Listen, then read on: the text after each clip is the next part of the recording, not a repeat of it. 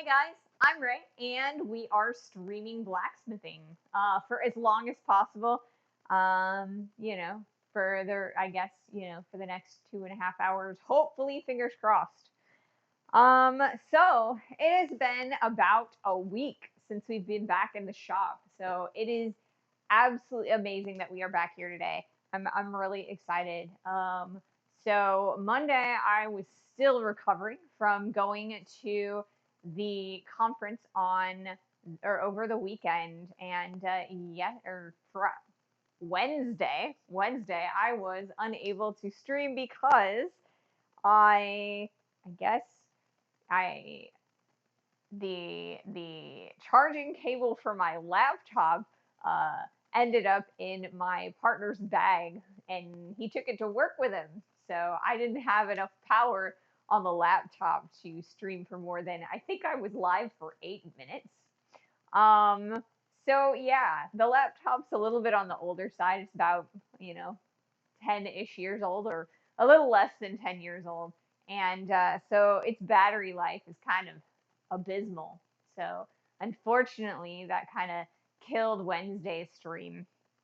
So today's stream, I have my laptop cable, and so hopefully that will, keep my laptop alive long enough for us to stream.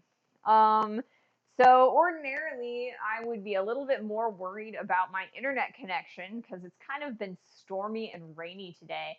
But I had the opportunity to get a internet service provider agent here, repairman person, and he checked all of my cables from my modem to my router to all of the cables going out to the street. He replaced all of the connections for that. So fingers crossed that was the issue, and we should be up and running normally, and I won't have to fight this anymore. If I do have to fight it some more, then it's not anything on my property. It is uh, apparently in this area, if somebody has a weird piece of technology that is hooked up to the cable, because my internet service provider is also the cable provider, they can knock out the internet for the entire area. The internet node is what they call it. So it would be like a couple mile radius. So hopefully it was just the connectors, and we should be good to go. So, fingers crossed that was the issue. But it is really good to know that it is not anywhere between my internet connection and the street.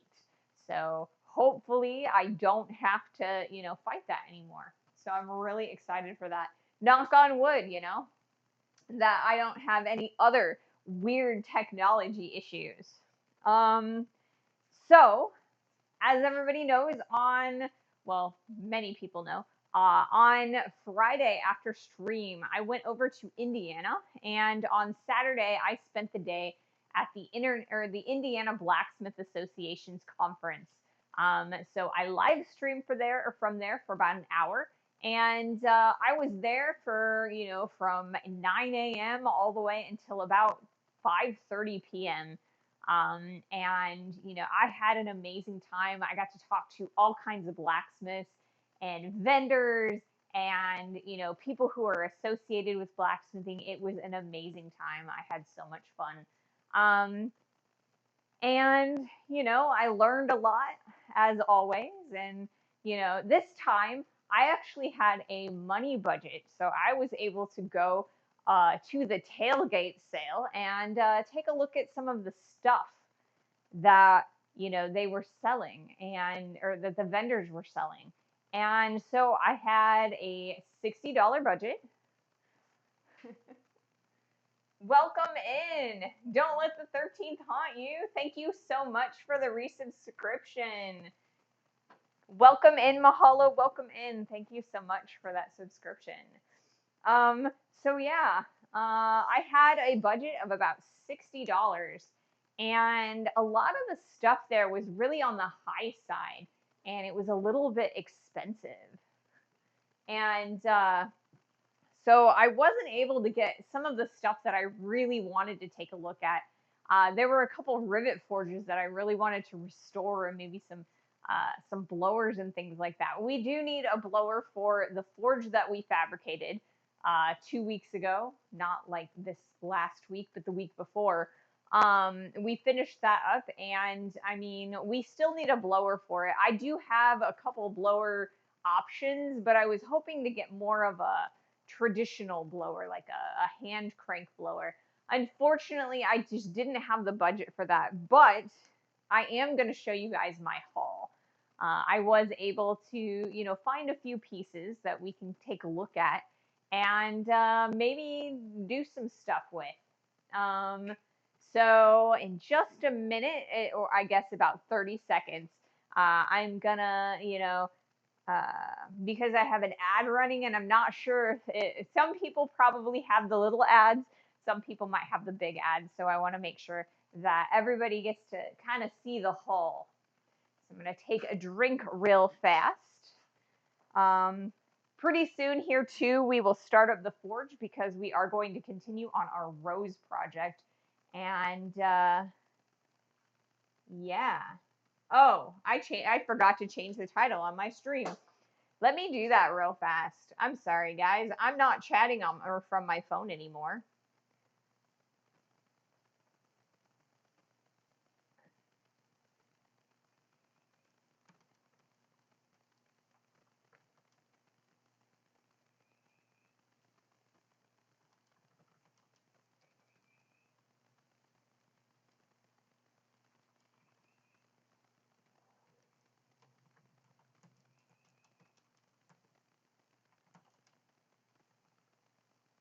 So sorry about that, guys.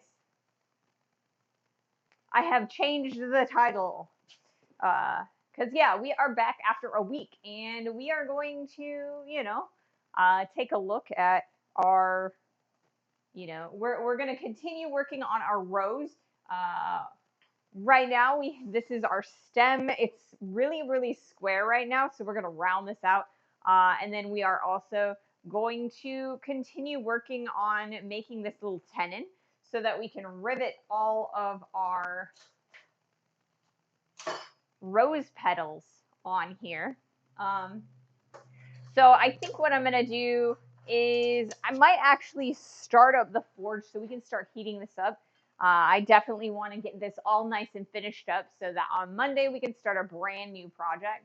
And then we'll take a look at my Indiana tailgate haul. And I'll show you what I was able to purchase and what my plans are for it. So let's start up the forge. You know what? I'm also gonna open the garage door real fast because it's a little bit humid in here. It's kind of cooler because it's been raining, but I think once the forge starts up, it's gonna get really warm really fast. Well then, roar some more.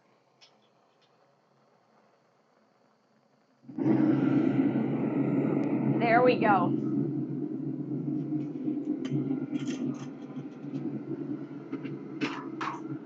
Ouch. That's what I get for smacking my elbow on the door. Alright, so here's some tongs. And I'm gonna stick this in the forge. Like so.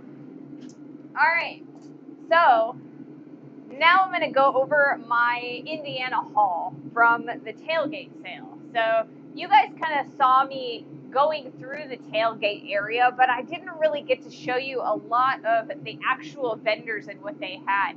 I was able to, talk to a couple of them, but what happened is I went down the aisles and talked to some of the vendors in advance. And just so that they could be like thinking about if they wanted to be on stream and what they wanted to say and things like that. I felt like when we went to Missouri, or like the BAM conference, some of the vendors kind of felt like maybe uncomfortable. So I was hoping that maybe by you know, approaching them before I started streaming, that I would be able to actually like warm them up and prime them, and you know, there was a few people that just weren't comfortable with the idea of being live in front of an audience. So unfortunately, most of the really good ones that had the best stuff uh, just didn't want to be on camera. So I guess I will just have to show you what I purchased from them. So yeah. Was the tailgate area mostly vendors or more of a swap meet? Um, so most of the tailgaters actually had items for sale. And in the or at the BAM conference, there I felt like there were more corporate like contributors, people who had storefronts and websites and manufacturers and things like that. Well, the Indiana Blacksmith Association, most of their tailgaters were people who just like had a whole bunch of extra equipment that they were trying to kind of uh, sell to people who, you know, who would get more use out of them. So most of it was like used equipment, stuff that needs a little bit of extra love to it. And so, you know, and just like stuff that they thought that other people could use, and that they needed to unload, I guess. So, I mean, it's kind of like there were two different feels, I guess. I feel like, you know, the BAM conference seemed more like a trade show, and the Indiana conference seemed a little bit more down home, like a group of, you know, of friends and, you know, colleagues and stuff like that. Um, so yeah, like I said, I had a $60 budget. So originally, what I was planning on doing was opening up my wallet and pulling out all of the cash in my wallet, and counting that up, and then taking my partner's wallet, pulling all of the cash out of that, combining it, counting it all up, and that was going to be my budget. And I was going to my original plan was to have you guys go shopping with me and kind of help me decide what to buy, what you guys wanted to, you know, see me work on. Unfortunately, that didn't quite work out. Um, so when I did end up pulling the cash out of both of our wallets, and when I counted that up, it was about $60, and so that's where my budget came from. And so I'm going to take you with me, you know, on a tour of my haul. Um, so I'm going to bring you over to the anvil camera. And so you can see I have 3 items here. And so I'm going to tell you what each of these items are. And then I'm going to tell you what my plan is for them. So let's start with this guy. As you can kind of see, it's really rusty. Um, there, you guys can see it now. It's kind of on the rusty side, but basically what this is it is a hammer eye punch on a handle. So what you do is you take a piece of steel and sort of like this guy right here. So this is a piece of tool steel that I really wanted to make a hammer out of. So what you would do is you put this down on the, you know, the anvil, and you put this on top of here, and then you hammer up on the top of this guy right here. You can kind of see some of the mushrooming here, and that actually creates a hammer eye hole for, you know, for the handle of the hammer, right? But this guy is covered in rust, and there's kind of a couple of dings on here, and there's a lot of mushrooming here. So what we're gonna do, I have plans for this guy. I have plans. Hey, El Teller, greetings. Welcome in. Glad to be back, man.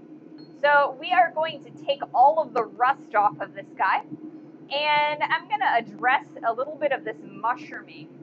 And what I'm gonna do here, let me do this so that you guys, I can kind of like talk to you guys a little bit while while you can see what I'm doing. So I'm going to take care of some of this mushrooming on here. I'm going to take it over to the bench grinder. You guys kind of saw my bench grinder a little bit while, while I was fabricating the coal forge and things. So we're going to grind all of this mushrooming off. And then we are also going to address this tip here.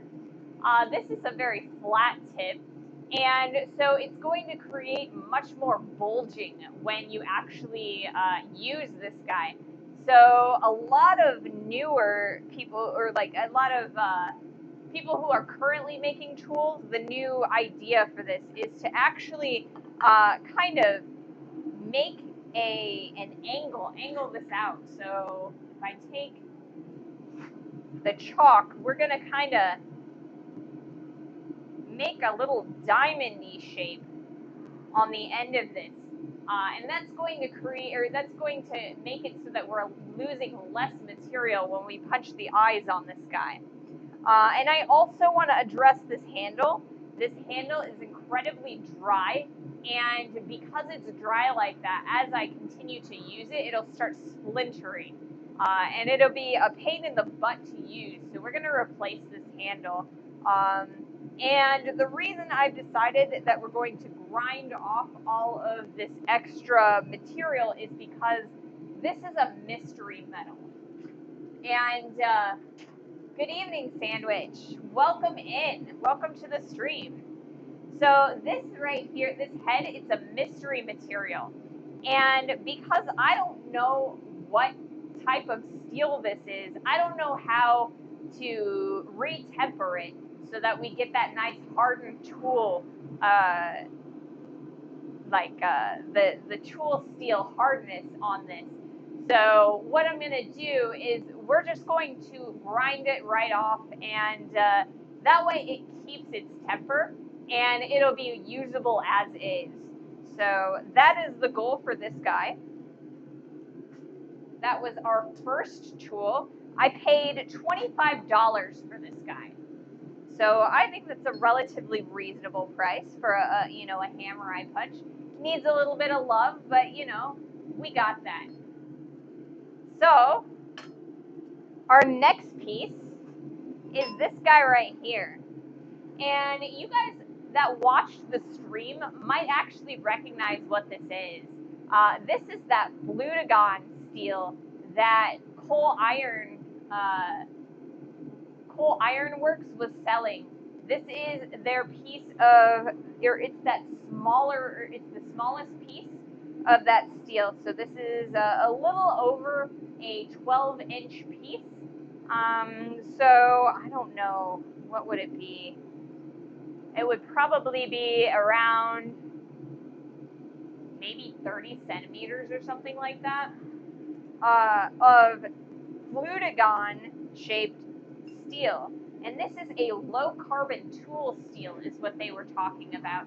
And I was really, really interested in this when I heard what this was, because I've never heard of a hardening low carbon steel. So I really wanted to play with that.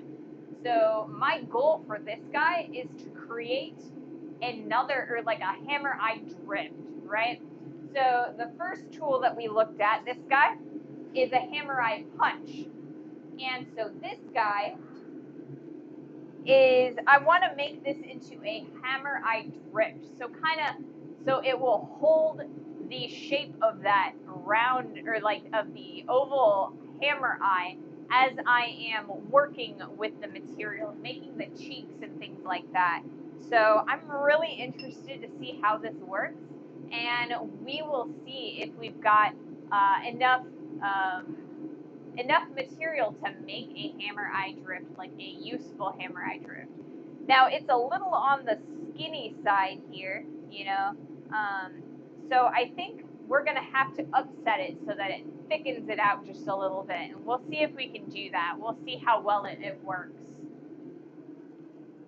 12 inches is 30.48 centimeters. So, it's a little bit longer than that, it seems. So I don't know, maybe it's about 40, 45 centimeters, something like that. But yeah, I mean, it's about like a foot would be about yay long. And this end here, I don't think it's quite 18 inches, which is a foot and a half, but it's somewhere, it's a little bit longer than a foot, like a full foot, I guess. So we're going to play with that. We're going to play with this guy on stream. And then I think this guy, or I'm going to do this as a YouTube video, so I'm probably not going to actually redress this on stream. We're probably going to do the reshaping and stuff as, like a shorter YouTube video, just so that, you guys don't have to watch me sit there and grind for hours and hours.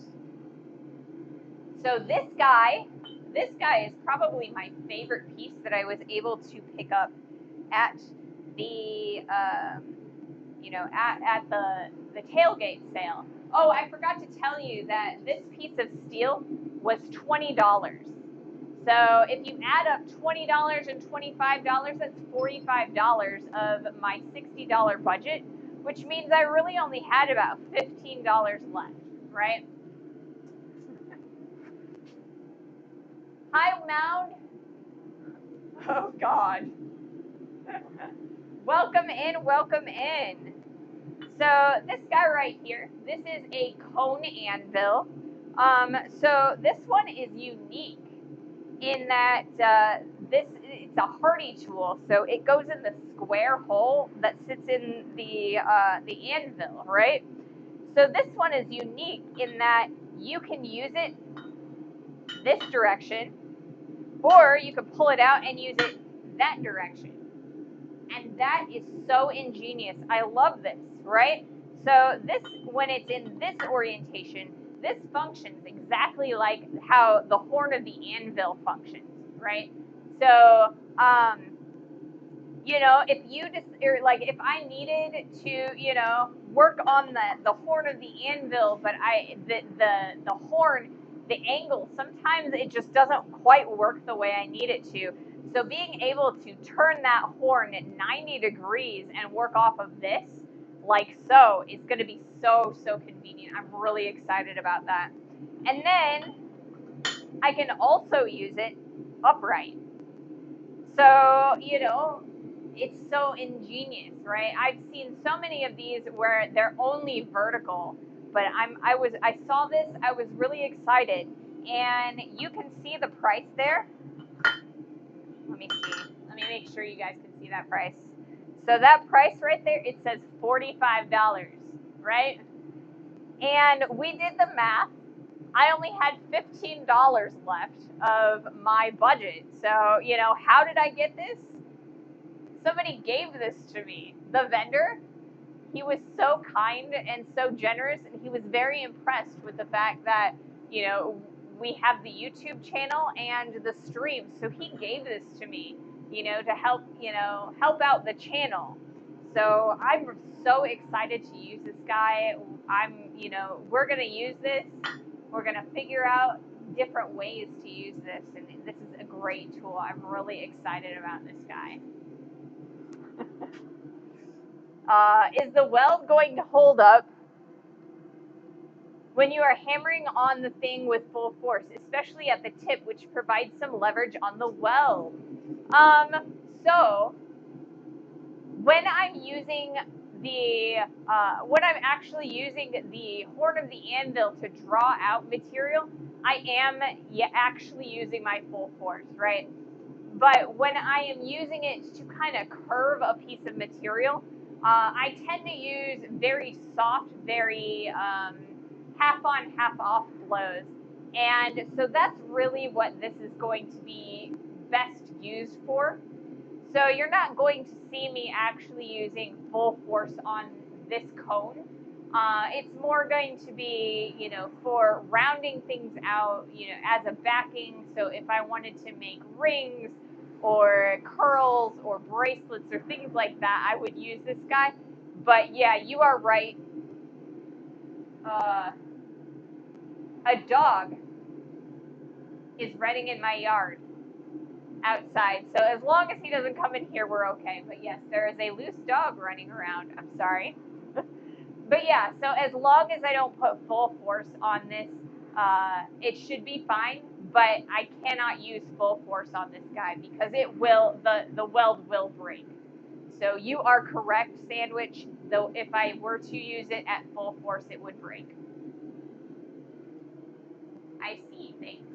Yes, it is so cool pricing, Mahalo. Free is, the best price, right? And because I got this guy for free and I still had $15 left in my budget, I was able, where am I going to put this? I don't know where I'm going to store it. So right now it's going to store on the floor over there. So I was able to buy a length of sucker rod. And I'm not going to grab that because it's not very interesting looking. Basically what it is it is a 5/8 inch round piece of stock. The thing is about 6 feet long. And the thing that's interesting about that is it comes from an oil rig. So when you are pumping oil out of the ground, they use these long rods to kind of create suction. So what the lever, it goes up and down and up and down, and on the end of that is the sucker rod, and it pumps in and out, and that creates the suction in order to get the crude oil out of the hole. So when they decommission them, you can actually cut them up into sections, and they make amazing tool steel. So if we ever need a drift, a punch, or a chisel, we will have the material for that. So, and the piece that I got, it's not amazingly interesting looking. Some of the pieces had like the tooling at the ends. I got a midsection. So it's just, it looks like regular stock. So I'm not going to grab it, but we have some tool steel that we can use. So I'm really excited about that too. Free is not the best price for the vendor. You're right. Free is good for me, but less so for the vendor. I was really grateful. Originally, I was just going to buy a cone, and that was it. I wasn't going to buy anything else, but that was actually the first item that I got. The vendor came up to me and was like, "Oh, because like when I was talking to him originally, he didn't realize I was actually a blacksmith. I mean, I think it's the girl thing, but so when I started speaking, because like when I was asking him questions, I wasn't like indicating to him that I knew what I was talking about. I was kind of giving him the room to explain his wares to me. And so at the end, when I started asking more specific, knowledgeable questions off of camera, he realized that I was a actual blacksmith, and I told him all about you guys, and yeah, he wanted to help out, so he gave us the code, and I was really excited. That really gave me the freedom to pick up a few projects for us, for the stream and the YouTube. So I was really excited about that. It was amazing and great. So yeah. And with that, we've got a little, we're still a little on the cooler side in the forge, but I think we have enough heat so that we can start kind of working on that tenon. So I am going to start up the cameras, the record function, and we're going to do a little bit more work on our ropes.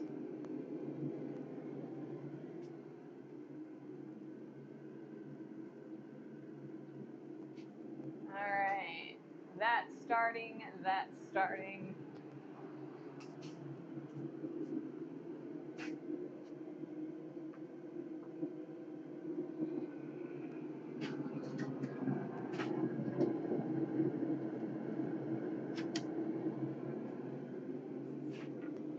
So from where we left off, I believe I had just kind of measured the tenon against the leaves, and the tip was really good, but the back half of it was a little on the thick side. So we're going to try and thin that out.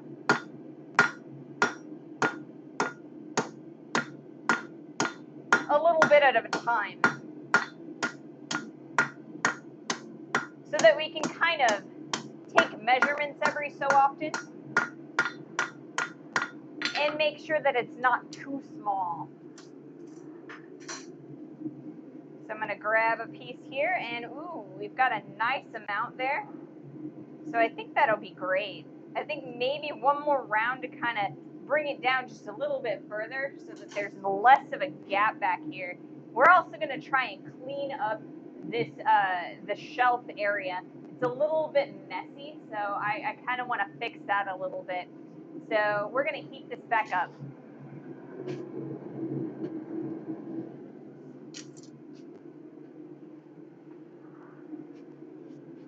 Right. I'm gonna take this guy off of the post vise, and I think I might actually use the jaws of the post vise to kind of clean up that area a little bit. So I need to grab my tongs that allow me to hold the stock at a right angle. So yeah.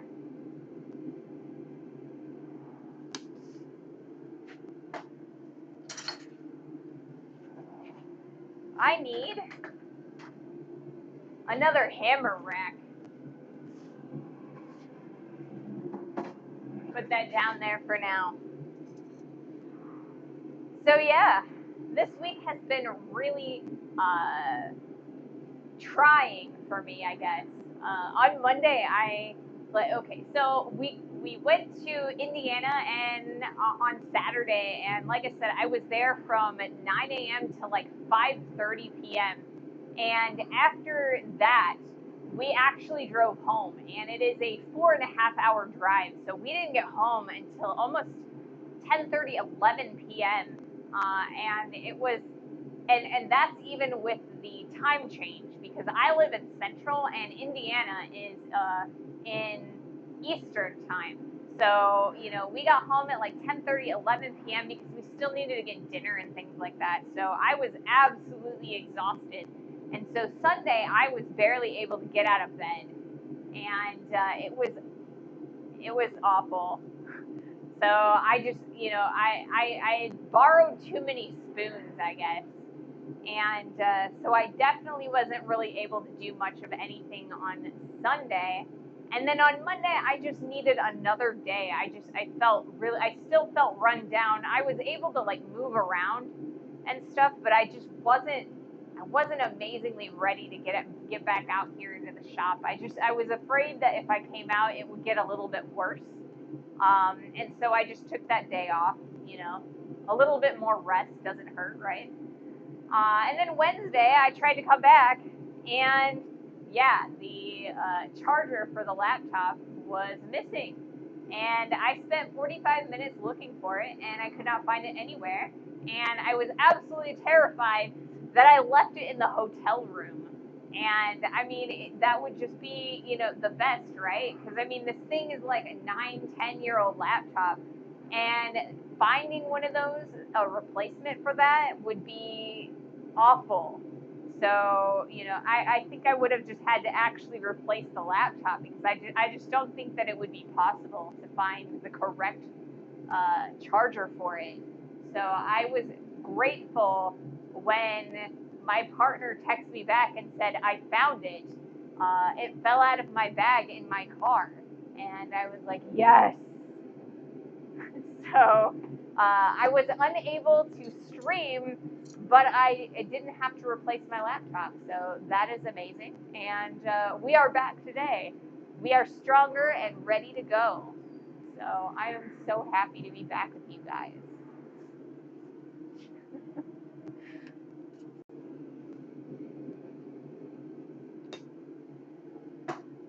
Uh, it is kind of warm and humid today. So I feel like I'm sweating, but not because I'm hot, because it's just so humid. Weird. I once left a whole work laptop in a hotel. They called me when the colleague and me were already too far away to go back, so I had to have it picked up and delivered to me back home. Oh, That would be awful. That would be so awful. I've had things like that happen to me before, but nothing like really expensive. More like it was just a cell phone charger or like, something really little. One time I think I left my toothbrush, and so, you just go to Walgreens to buy a new one, or, the store or whatever. But yeah, I cannot imagine how awful it would be to lose your entire work laptop. And I mean, I imagine that your work wouldn't be too thrilled about it either, And yeah, I've got ads going. See, I don't know. I never know. Cause like, I've got the ads, but now they've got the whole, sometimes, or some people see the big ads and some people see the little ads. And so I never know who all is there and who's not. So I guess I try not to say anything terribly important during the ads. But yeah.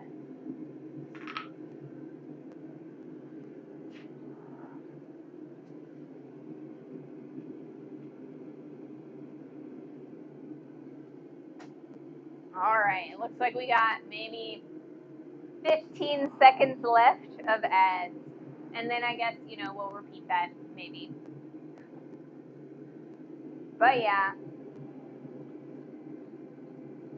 I think, yeah, like I said, I think I've only left something small like a cell phone charger or a toothbrush. Like when you lose your toothbrush, it's just you go to the store and you buy a new one. I can't imagine what it would be like for a laptop, especially a work laptop. Because I mean, with a work laptop, it's not just your device. You're responsible for that. Your boss isn't going to be happy too. So yeah, back. Excellent. I'm glad you guys are back. All right.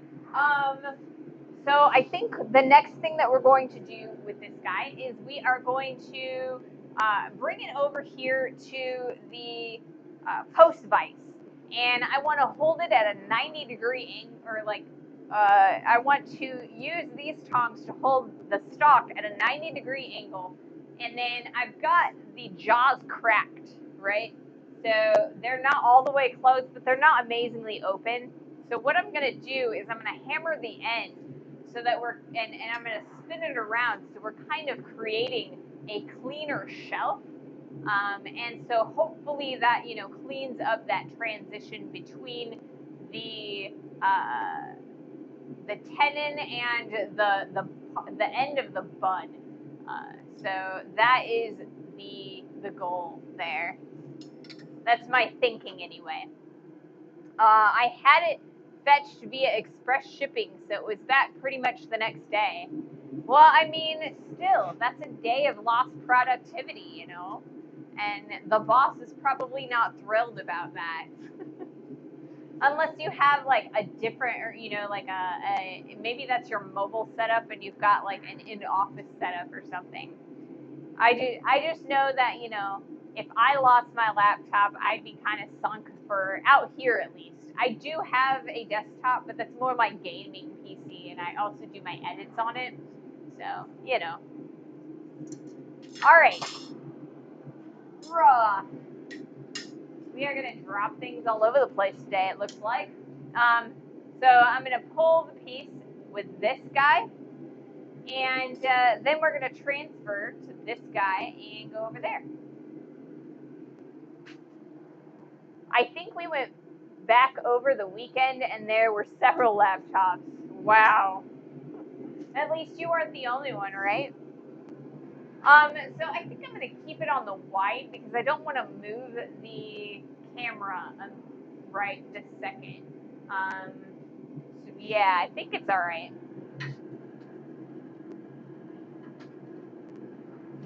Pull this out, grab a hold there.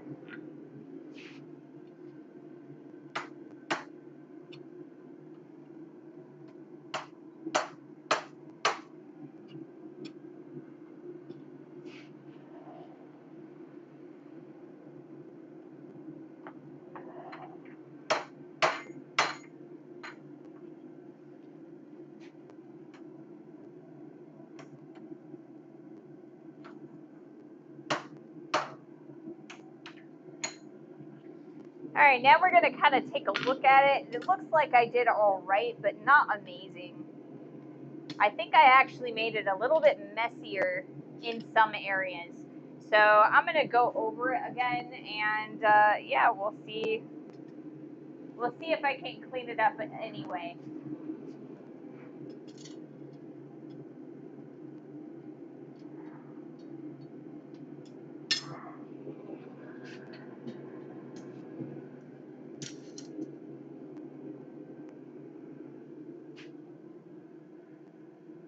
I mean, we had several laptops with us, and I left only one. Oh, okay, that makes sense. I still think, leaving a laptop's probably not the best thing in the world. But I mean, it's not the end of the world if you got it back.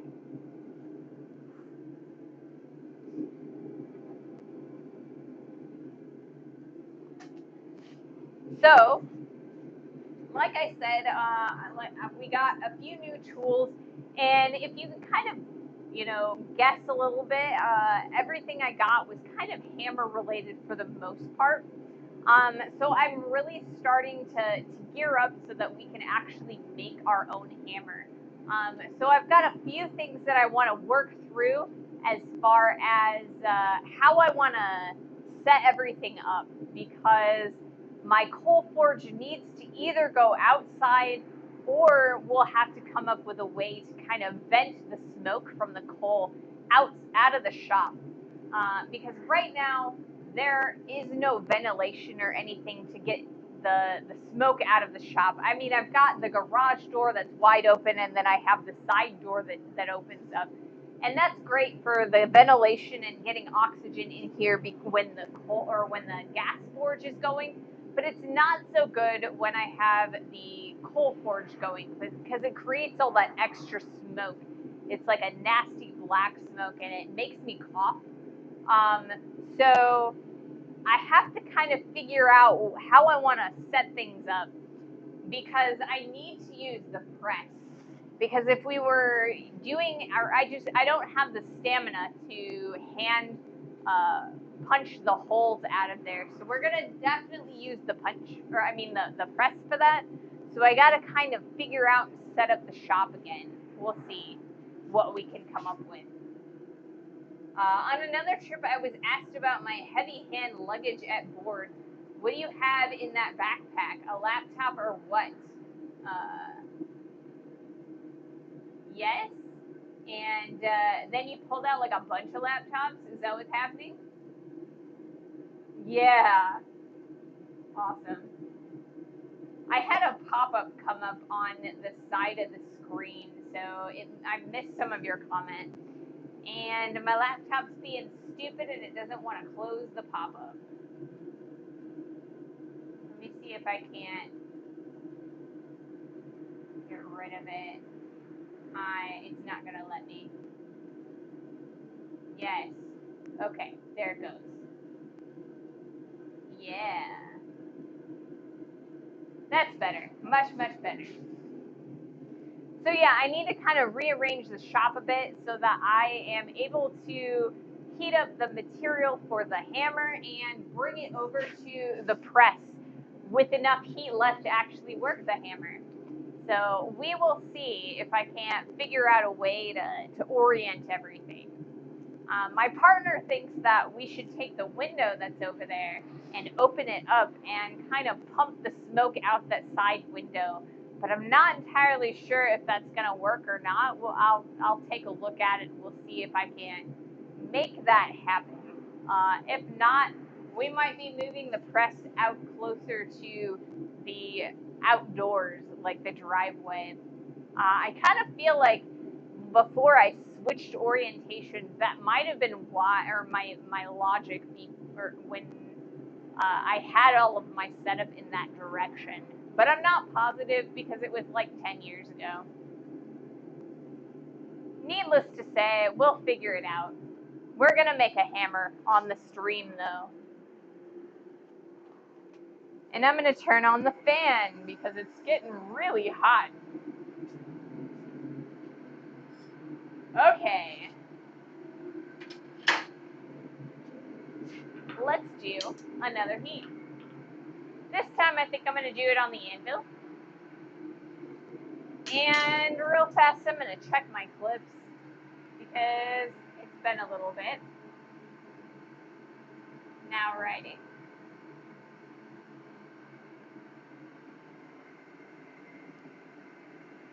Okay, cool.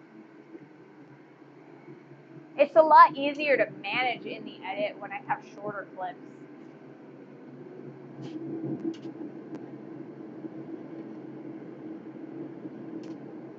Okay. First off, we're going to straighten this stuff out. We got a little bit of twisting going on.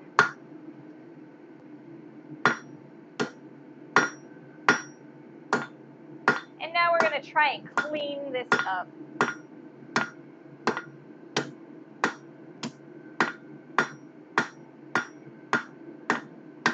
Center it up a little bit. And I think that'll be all right.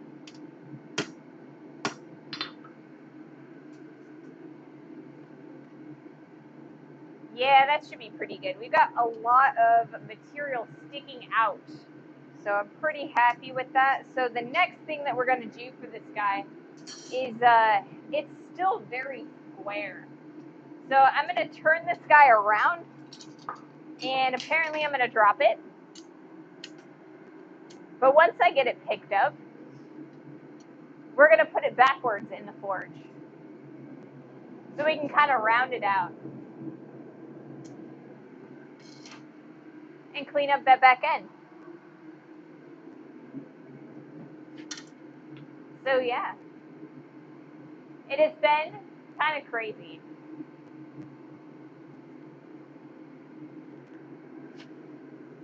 Let's see. We have also been talking about getting a little bit of a silversmithing setup going on.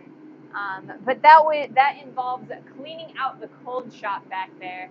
I mean, that's a completely different setup. It's a completely different room that's kind of built off and attached to this shop. And that's where I call it my cold shop because that's where I do a lot of my silversmithing and my jewelry. Anything that needs soldering instead of welding, I do that in there usually. So I have to clean it up anyway because a friend of mine is giving me a pottery kiln. So I think it's going to be one of those big old round ones, about yay round. And so I have to have enough room to put it back there because I can't have it in this area right here because I just have so much stuff already. So yeah, we're gonna do a little bit more cleanup in the shop. I kind of switched the orientation, and then I promised myself that I would keep going, and I kind of didn't. So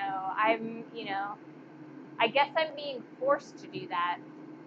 But it's gonna be such a busy weekend this weekend because I've got to do that, and then I have to clean inside of my house because my parents are coming into town on Monday to come and see me, and it is not going to affect the stream because I think they're only going to be here over lunch.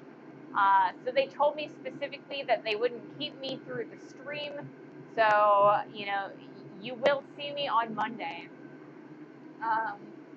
I might be a little bit late, and I will keep you guys posted on the Discord. I don't think I will be more than a half an hour late, but there is that wiggle room chance. And then I also we're looking at vehicles because my partner's vehicle no longer starts reliably. So it is going to be an incredibly busy weekend this weekend. It's going to be a fun time though, looking at cars, test driving, cleaning, seeing family, and then I'm also going to see if I can't at least start working on the raised part of the raised smithy sign. I really want to get that video all nice and edited, but I want both the raise and the smithy side of that in the same video. So I'm hoping that I can get that sheet metal all nice and cut out. So basically all that's going to be is a flat piece of sheet.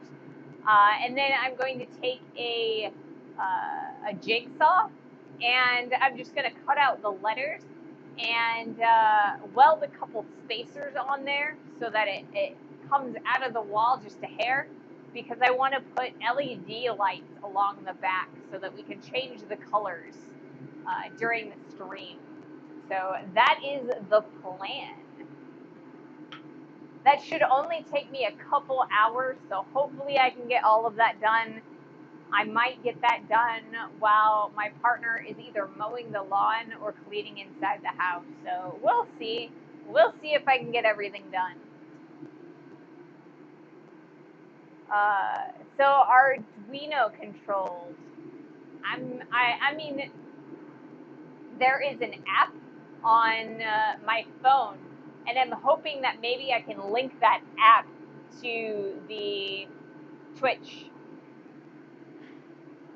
If not, you guys can kind of redeem things, and then I will manually change it using my app.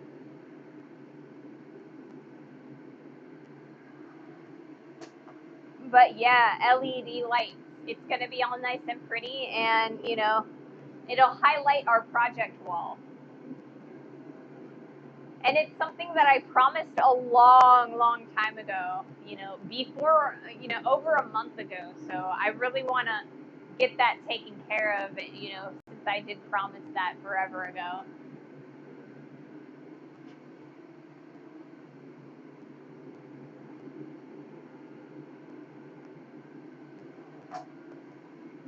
All right. Do we have enough heat? We have a little bit of heat. Oh, so it has a controller already. You could also build the LED lights from scratch on stream.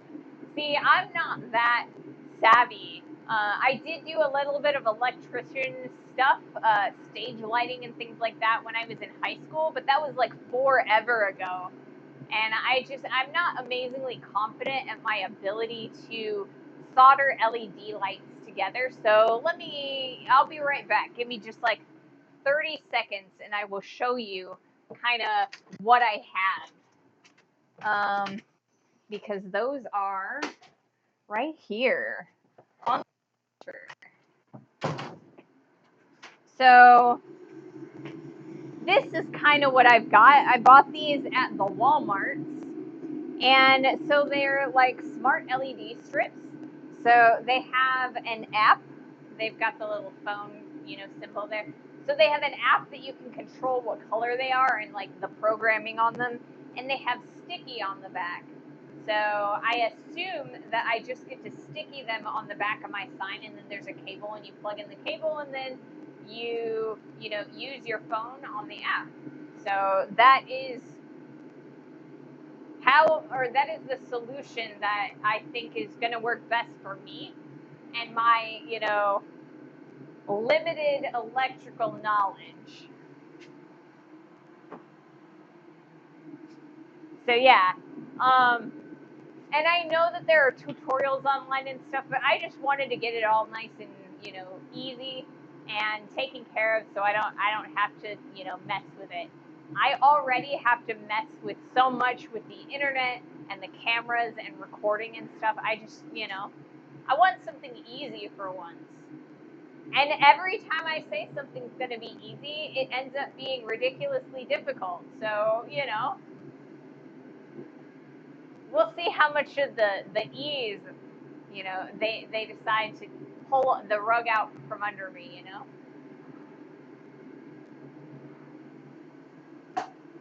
All right, let's do another heat.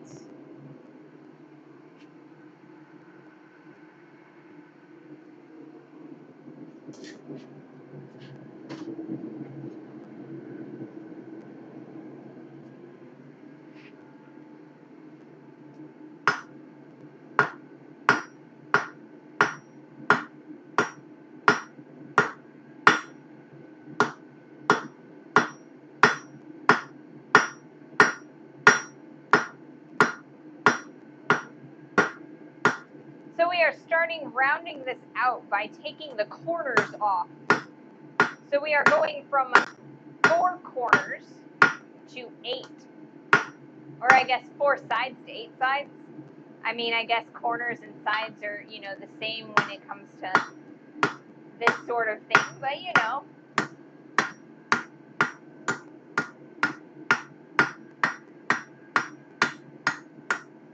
And from there, we start taking all of the facets out. And we've lost a bit of heat, so we're going to heat that back up, and we're going to keep on moving upwards towards that bud section right there. I really want to get all of the work done on this stem before I rivet on the pieces of the leaf. That way, I don't have to. Let's rephrase that. I'm going to put that here, and I am going to change cameras and then explain it. So these sheets of plate are really thin, and so they heat up really, really fast. And when they do, you actually lose a lot of material here. You end up getting a lot of scale that falls off of the sheet, right? So the less amount of time that these are hot, the better, because you won't lose as much material. And so to that end, I would like to create or to finish the stem as much as possible before I rivet the petals onto the flower. If this does not work out, you can ask Kiri how she did it. She has Twitch-controlled LEDs under her workbench. I think it uses Arduino. Yeah, that would be neat. I'll take a look on Google, and if I can't find anything substantial, I will shoot Kiri a PM, and we'll see it, or I'll see if we can't figure that out together. But yeah, it would be so cool for you guys to be able to change the color. I mean, I have a bunch of channel points, and I don't have anything for you guys to do with them. So you guys are accumulating so many channel points, you know, and I need to come up with things for you to spend them on. So maybe that'll be a thing that you guys can spend them on.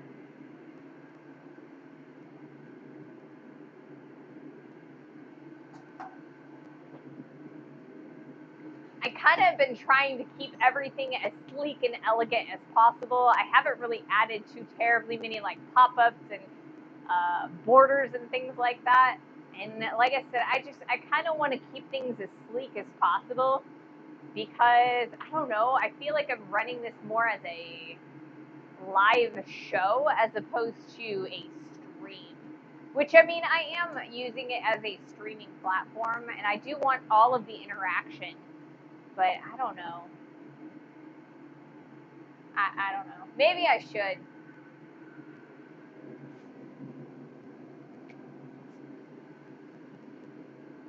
Twitch does say that if you enable, you know, the little pop-ups when people follow and when people subscribe, that you get a 60% increase in subscriptions and followers. So, I mean, I don't know. Maybe I am missing out on that extra, you know, revenue and the extra follows because I don't have the pop-ups. But I don't know. I just think they look a little bit weird. And I can't hear the sound anyway because I've got my headphones on and I'd have to Bluetooth it to the computer, and I don't know. Maybe I should, but call it lean design sounds better. Yeah, lean design.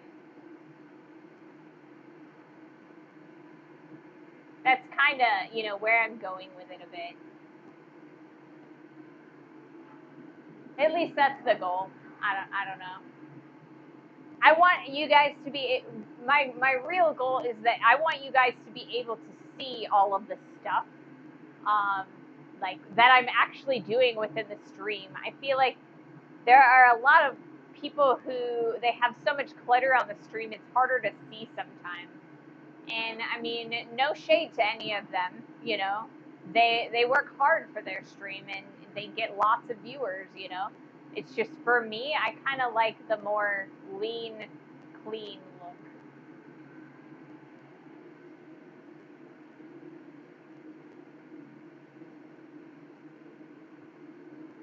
So, I don't know.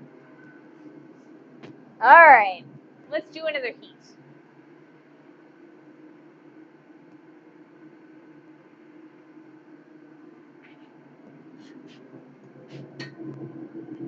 Besides, I'm not entirely sure what I would even put as like weird layouts and pop-ups and things. I don't know.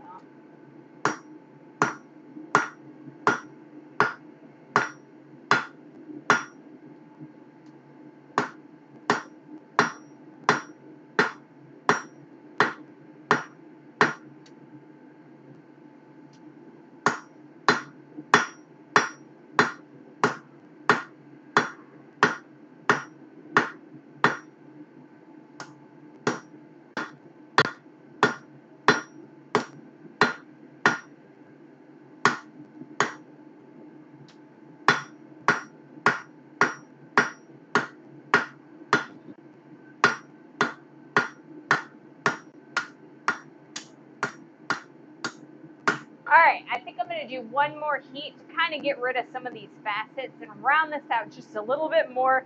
And then from there, we are going to start working on the petals of our flower.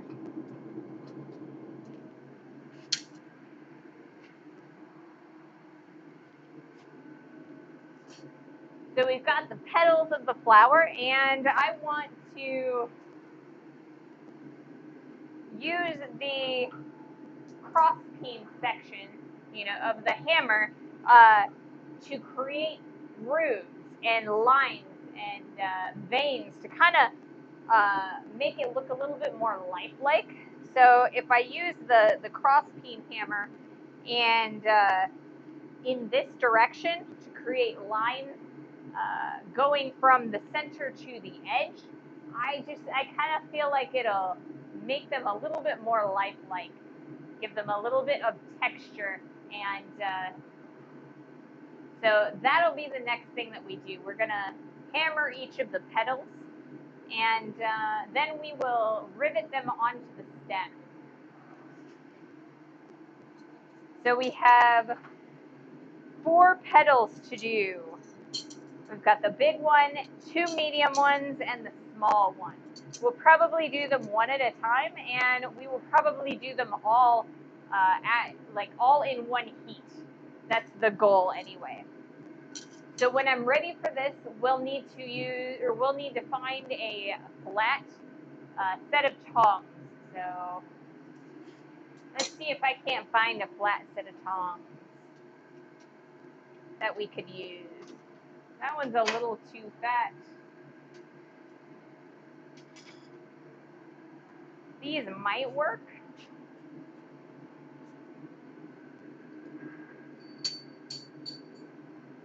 Or maybe they won't because they're too thick. Alrighty, how about these? Will these work? They're a little bit on the round side. They seem to be working all right.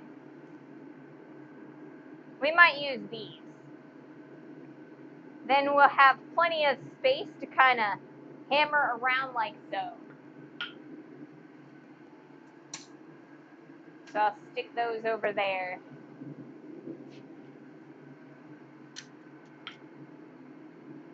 Whew.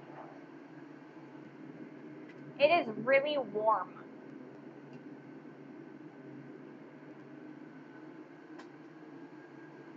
So right now I have an industrial fan over on that side.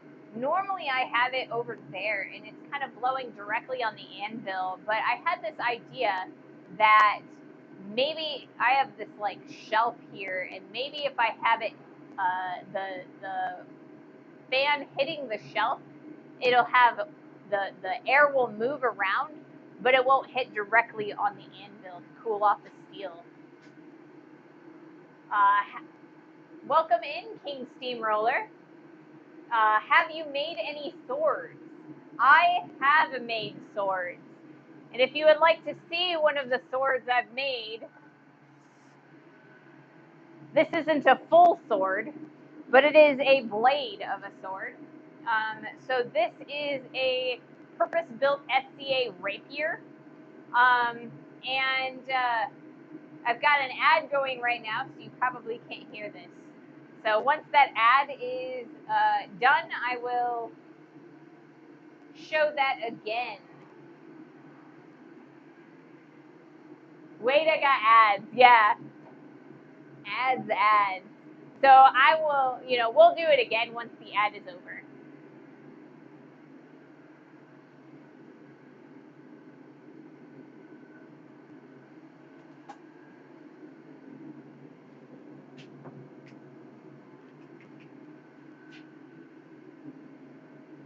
But yeah, I have done a little bit of, the sort of stuff that you might actually see on like MMOs and video games. I will have to find a few pieces of my armor that I've made. We've made swords and we've made armor in this shop.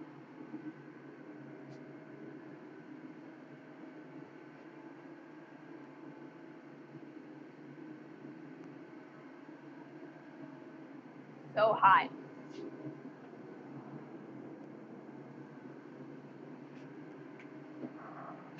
I think that the propane is starting to slow down a little bit, unfortunately. So pretty soon I will probably have to switch tanks, but I do have a brand new tank that I can switch to. It'll keep the forge a little bit on the hotter side. Okay, so it looks like the ads are done. Okay, so this right here is a SCA standard rapier. So it has a bit of flex to it. It has a distill taper, and if I were to this button, you might be able to see that it is a lot thicker on this side than it is on this side. So it's got that nice distill taper on there. It's got a pretty clean ridge for that spine, but it is not sharpened. It is very, very dull. And the reason that I did not sharpen this is because SCA is a, it's a live combat organization. So so that's also why there isn't a tip on here, because they put a little pad on the tip so that when you stab people with it, they won't get injured. But SCA is a Society for Creative Anachronism, and so yeah, this meets their standards for flexibility. It meets their minimum criteria for length. Anything shorter than this guy right here would be considered a dagger by their bylaws and rules. So over here, this is a rat tail tang, and it is threaded to, I believe, it's a 10 millimeter number 2 threading. I can't remember for sure, but this is so that you can put the pommel on here. So if I were to put the guard, the handle, and the pommel on here, this would be fully usable for SCA rapier combat, both their rapier and their cut and thrust. So that is the third sword blade that I have made to those standards.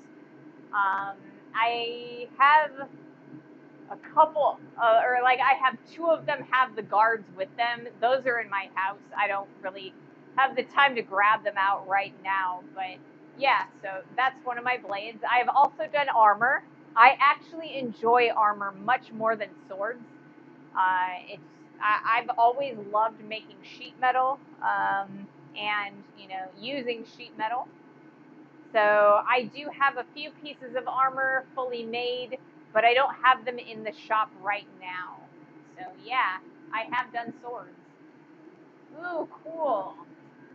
Yeah.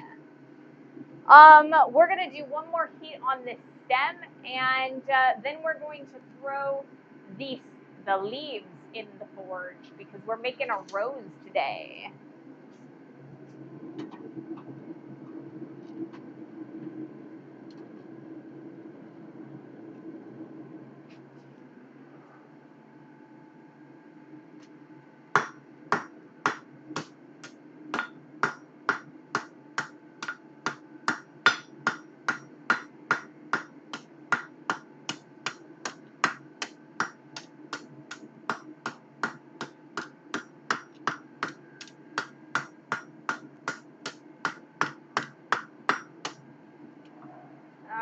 Alrighty. That's nice and round.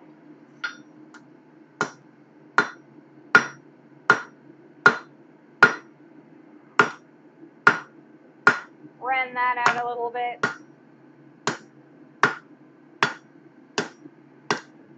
Alright. Now we're going to put this over here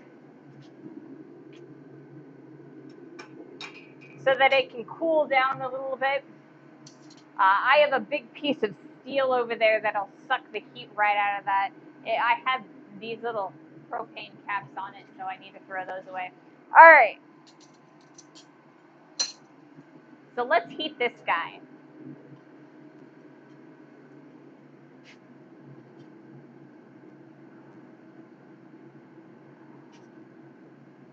Alright.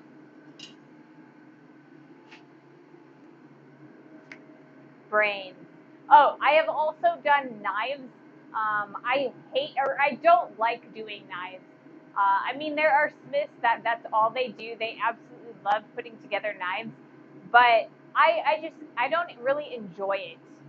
The reason that I don't enjoy it is because there's no play when it comes to knives. When it comes to knives, everything is in the fit and finish. So everything has to line up perfectly, and everything has to be filed and sanded to the exact measurements for the knife to be, not functional, because I mean, you could pretty much anything could be a functional knife, but to be, beautiful and up to knife maker standards, the fit and finish just has to be like spot on. And I don't like smithing to those parameters.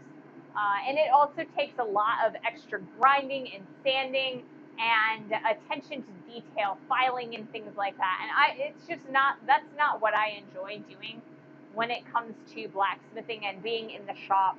I have a tendency to be a little bit more loose, and I just like to, kind of play around in the shop. And I mean, I know part of that is because while I am a professional blacksmith, like I'm not a master.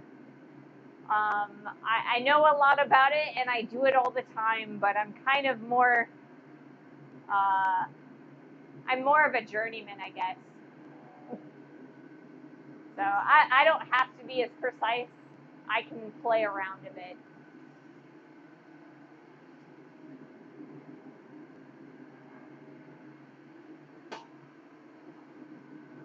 So I used to be a jeweler, and the shop that I worked in, the apprentices did all of the finish work. So I would make the jewelry and fix the jewelry and put all the diamonds in and everything, but they would always do all of the polishing and things like that. And they do all the plating and everything. So I never had to do any of that, and I love that. I love doing the work. I don't like doing the finishing.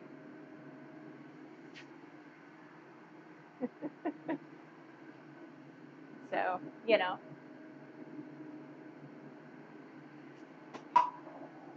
But yeah, there could be a time where you might see me do armor. There might be a time where you see me do tools.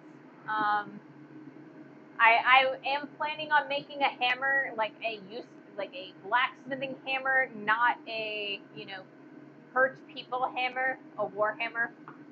Um, but I am planning on doing some tooling soon. So stick around. Thank you so much for that follow. Oh, Bull Keyboard it rated me with 75 people. Wow, welcome in. Thank you so much for joining the stream. Welcome in. Today we are making a rose. So we have been working on our stem recently, or we just kind of finished it. This is the stem. So it's just kind of a long piece of round stock. It started out as a 6-inch piece of square stock, and I drew it down. I created a tenon. That's what this guy right here is. It's just like kind of. So on my petals, I have this round hole, and if I put this on top of here, it kind of gives me a little bit of an area that I can rivet it down so that the the petals stay onto the stem. So that's what we're up to today. Welcome in, welcome in. Thank you so much for the follow, Big Bez Boy. Welcome in. I'm so happy to see you all. Welcome to the community. So I am a blacksmith. I teach basics here on the stream. And sometimes we go on field trips. Last Saturday, I streamed from the Indiana Blacksmith Association's annual conference. I went to the Missouri Blacksmith Association's conference last month. So sometimes, you know, we hang out with other blacksmiths. The majority of the time, it's just me and chat. But, you know, we have a blast. So thank you for joining in. Thank you for the raid. And let me get that shout out there real fast. If I can see what's happening.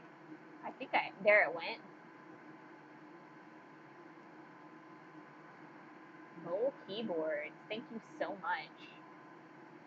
It looks like my computer is being a little bit on the laggy side, so give me a moment here.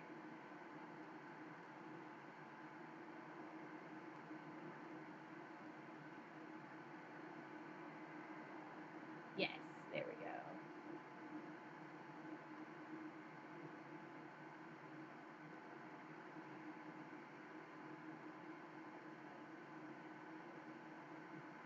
There we go. Let's get that shout out. Thank you so much for that raid. There we go. So yeah, welcome in, welcome in. Thank you guys so much. And so what's going to happen right now is I'm going to take the pedals that I have in here and we are going to work on them a little bit here on the anvil. When I take those out, I'm going to shut off the forge. And once I have completed the pedals, we are going to change propane tanks. My propane is starting to run low. It's freezing over. I have a brand new propane tank. We should be up in about 5 minutes after that. So yes. Let me change the view. All right.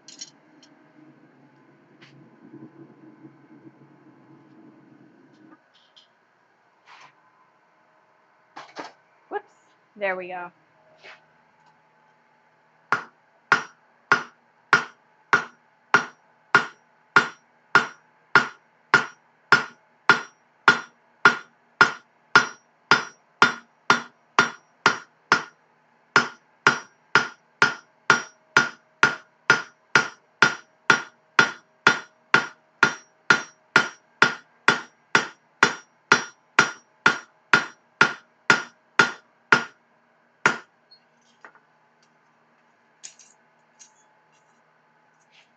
So right now we are decorating this piece of steel.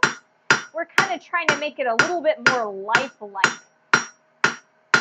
Right now we are using a rose kit that I was able to acquire at one of my blacksmithing conferences about 7 years ago.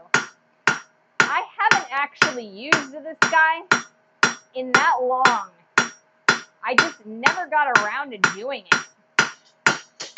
So I figured it would be a really cool project that we can put on our project wall. One more leaf. And then I'm going to change our propane tank.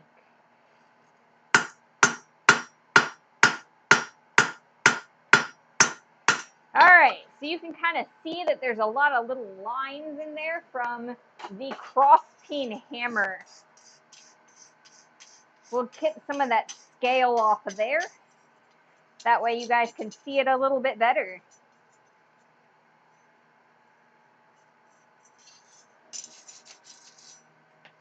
So these vertical lines, we get those from the end of the peen of the hammer. So this is, we hammer this direction like here, and that's how we get all of those nice long lines. They create kind of vein-like structures. So we'll put that over to cool. And now what we're going to do is go over here and change the propane tank. So give me just a moment to finish that up, and we will continue working on that rose. So the first thing that I gotta do is close the tank, and then I gotta unhook it.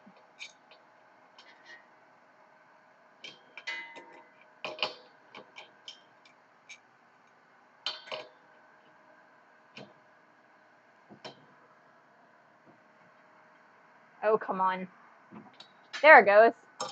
It's a little tight because it's been the same propane tank for like 2 weeks because we were doing a lot of fabrication.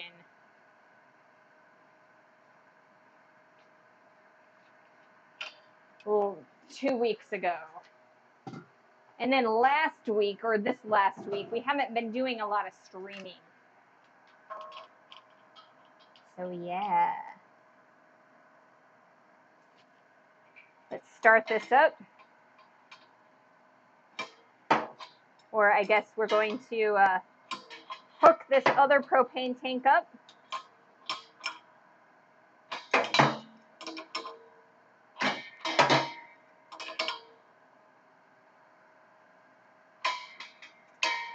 Alrighty. Turn that on. All right, we're good to go on that. There's no leaks. We've got brass on brass. The fittings are both brass, and so when you connect them together, the brass kind of it binds together and creates a gas-tight seal. Come on. Let's try this again. There we go. So let's restart this forge, guys. All right. Nice and hot. We'll put that away. Okay, cool. All right. Thank you guys so much for all of your follows.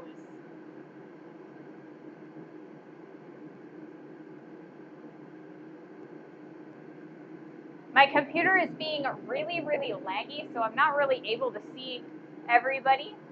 So, hi, Flow Chug Spout PSQ. Thank you so much for that follow. I greatly appreciate that. Welcome to the community. All right, so I have a second, slightly smaller set of pedals. So we are going to stick these in the propane forge so that we can heat that guy back up. And I stuck it in really oddly. There we go. So we're going to heat that back up, and then we are going to continue working on the pedals, kind of creating veins in them. So I have 4 sets of pedals. So I have the one that we just completed. There's one in the forge, and then I have 2 more. So each one I'm going to try and do in one single heat, and we're going to put those veins on here. So then after that, we are going to grab the stem, rivet them on, and then we are going to start curling these guys so that it creates a lifelike flower shape. So I'm really looking forward to that. It's going to be a lot of fun, guys. So if you guys have any questions at all about blacksmithing, let me know. I answer as many questions as I possibly can throughout my stream. No question is too basic or stupid. There are no dumb questions here. I will get into as much as I possibly can into, basic blacksmithing, or, groups of blacksmithing. I'll talk about metallurgy a little bit. Anything you want to know, hit me up. I love talking about this stuff. It's kind of a special interest for me, and it's not just because it's my job. I find metal so fascinating because, different, even just steel itself. There are so many types of steel, and they all work completely differently. So it's just fascinating. The more I learn, the more interested I get. Were the rose petals CNC cut beforehand, or did you do those from blanks? So, this guy was actually a kit. It came with 4 sections of petals, and where did the other thingy go? There is it's right here. So it came with 4 sections of petals, and this little guy here, this is, it looks like a ninja star to me, but it is the open bud. So you know how roses have, they start out in that bud form, and you've got those like little star pattern things that opens up when the flower opens up. That's this guy right here. So this was a kit. It was cut with a laser, a CNC laser printer, I guess. Well, not a printer per se, but it's a laser cutter. And so these are absolutely amazing. I can and have in the past cut these by hand. I have a Beverly shear, and what a Beverly shear is it's just a giant scissors. So I would show it to you. Maybe I don't know. I would show it to you, but it's on that side of the shop. It's basically a giant scissors. It's mounted to a bench, and then it's got a really long handle for leverage. And I grab it at the top, and I can cut like a giant scissors. It's kind of backwards though because the blades are going facing me. So I push the material through instead of pulling it through like a regular scissors that you would use. But yeah, these are blanks. It is a kit. When I was at the Indiana conference, I could actually purchase these or more blanks if I had wanted to. I believe it was $5 for the kit. Maybe it was 10. I'm not entirely sure. I do have some footage of that. And I will share it on YouTube. I do have a YouTube if you're interested in seeing more of my stuff. Obviously there are the VODs, but I'm only a Prime member, so I only have 30 days of VODs. If you're looking for more in-depth stuff, I also do edits and shorts. Those are on my YouTube channel. And so yeah, I have tutorials and all sorts of like tips and tricks and things like that over on the YouTube channel. So if you're interested in that, there are links on the channel. And yeah, okay, so we've got plenty of heat. We've got a lot of heat going on right now, so I don't want to lose much more material, so we're going to do another heat. Are you guys seeing this right? Because I can see a thing, but it looks like my stuff is all screwy.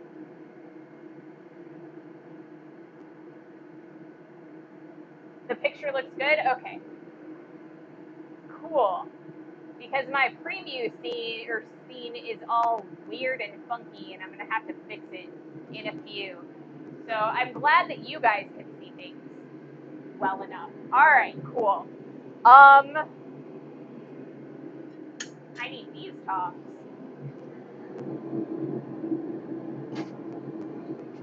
Okay.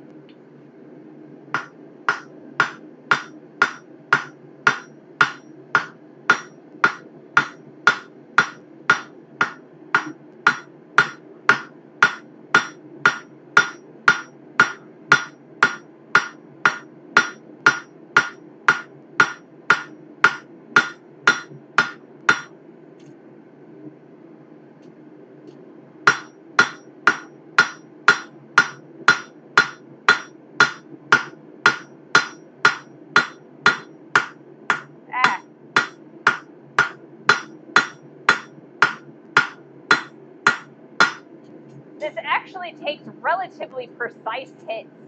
If I am not actually hitting this at the precise area that I want to, then I could ruin these.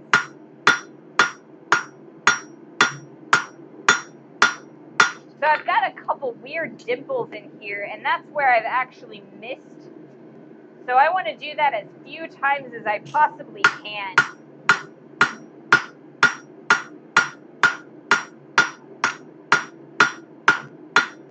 throughout this process. All right, so we've got 2 now. Whoops, there go my other set of tongs.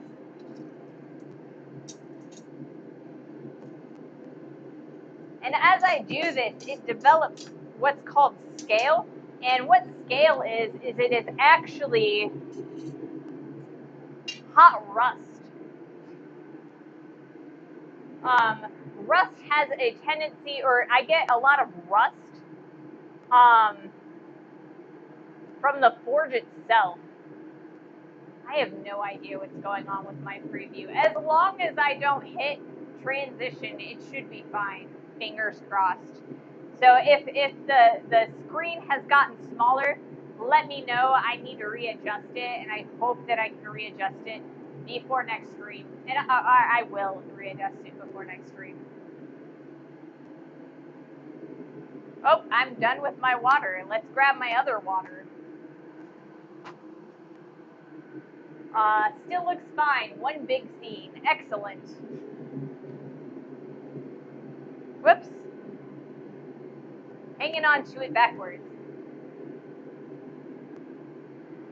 It is absolutely putridly hot out here in the shop right now. It is in the 80s outside, but it's kind of humid because it was storming earlier today. So all of that extra humidity is making me sweat a lot. The forge itself is about 2100 degrees Fahrenheit. I don't have the Celsius conversion for that. I apologize. But yeah, it's about 2100 degrees Fahrenheit. And so when it's 80 degrees Fahrenheit outside and I've got that thing going, it is super, super hot in here. So I've got industrial fans going and I've got a garage door open, and over here is a side door, and I'm hoping to get that cross ventilation, but it's still so hot in here. 1149 Central, 1422 Kelvin. Wow. That is so hot. Super hot. And I should pick up my other set of tongs so that I don't accidentally step on it. So I have... Oh, here I'm waiting for a piece of metal to heat that's not even in the forge. So let's put another piece in there. So this is the next smaller piece. And so basically what I'm doing is leaning these pieces of steel against the wall of the forge and allowing them to heat. And so then when I take them out, they're nice and hot and I can work them. The hotter it is, the easier it is to work the metal.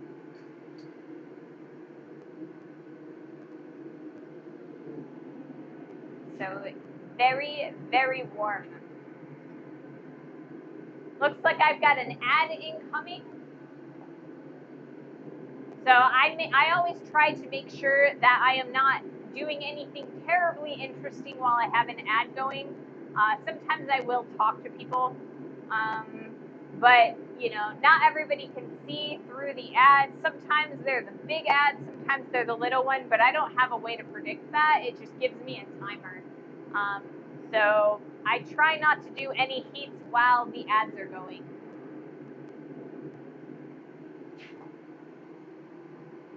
Sorry if I missed this earlier. What type of metal are the pedals?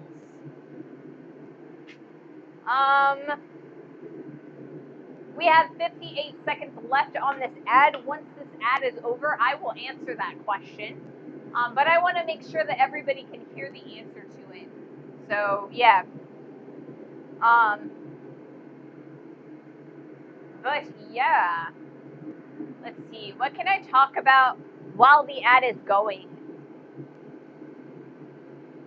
I mean, I don't know. I kind of want to make sure that everybody can hear me.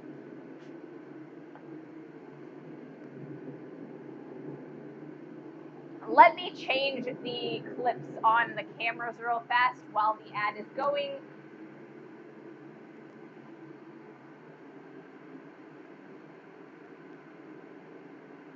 There we go. I should have changed my clips sooner because I don't actually have any of the close-ups of the pedals, so I will get the next 2 close-ups as pedal close-ups. So yeah. Okay. So it looks like the ad is done. So these pedals are made out of mild steel. The technical denotation, or I guess the industrial denotation for mild steel is 1019, and that denotes how much carbon is in the iron. And so this is a very low carbon steel. A high carbon steel would be a 1095 steel. That is a standard for knife making steel. A lot of people will use 1095 for Damascus steel. They will layer that with 15N, the letter N, 20 steel, and that is a high nickel content steel. That is the bright white steel, and then the 1095 steel is the black steel that you see in Damascus steel. You have to strike while the iron is hot. Is this also a saying in English? Yes, it is. That is definitely a saying in English. Yeah. So, and it's definitely a blacksmithing saying, or I guess a saying that's origin is in blacksmithing. So yeah. Okay, we have plenty of heat on this guy, so I'm gonna do another heat real fast. And then I will answer more questions if there are any more questions that need answering.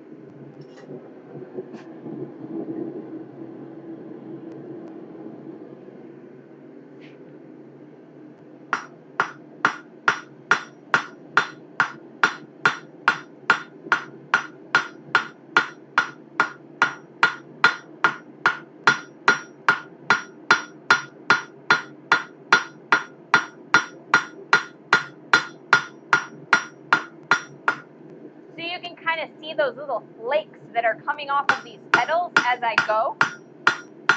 That is that scale that I was talking about earlier.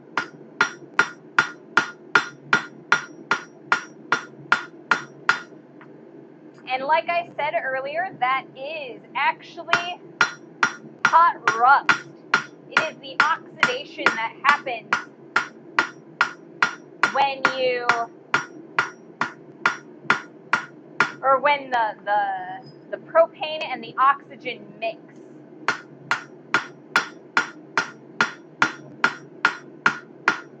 So I am actually losing material to those flakes. All right, 3 out of the 4.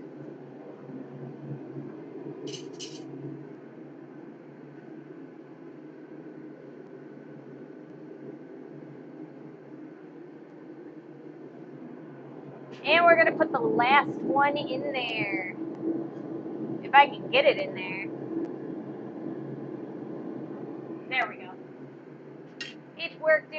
It's so small that because my brick is where it is, it makes it harder to lean up the small one on the edge of the forge. Man, musty Eisen is. Oh, that is German. We have already established many times that my German is really, really bad.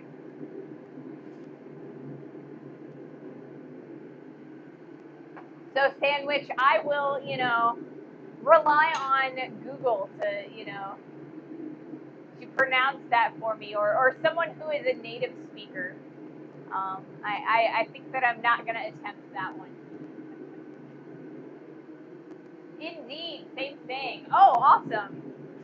That is the German way to say it. All right. Strike while the iron is hot. Yes. So this is a 3-pound cross-piece hammer. That's what this is called. So right now, there is two sides to this hammer. This side is the actual cross-piece hammer where we get its namesake from. This is that vertical side that I've been using to vein out the pedals. And I love this because there is more material movement parallel to the handle of the hammer and less movement perpendicular. So the material will move up and down in this orientation, but less so right and left. So this is very, very good if you want to directionally move the material. Whereas this side has a more of a universal movement to the hammer. So when you squish the material, it moves in every direction out of the way and crushes that material down, making it thinner, but also spreading it out. So I love this hammer. This is my favorite hammer. I inherited this from my grandfather, who was a farmer, and he had an anvil and did a little bit of horseshoeing occasionally.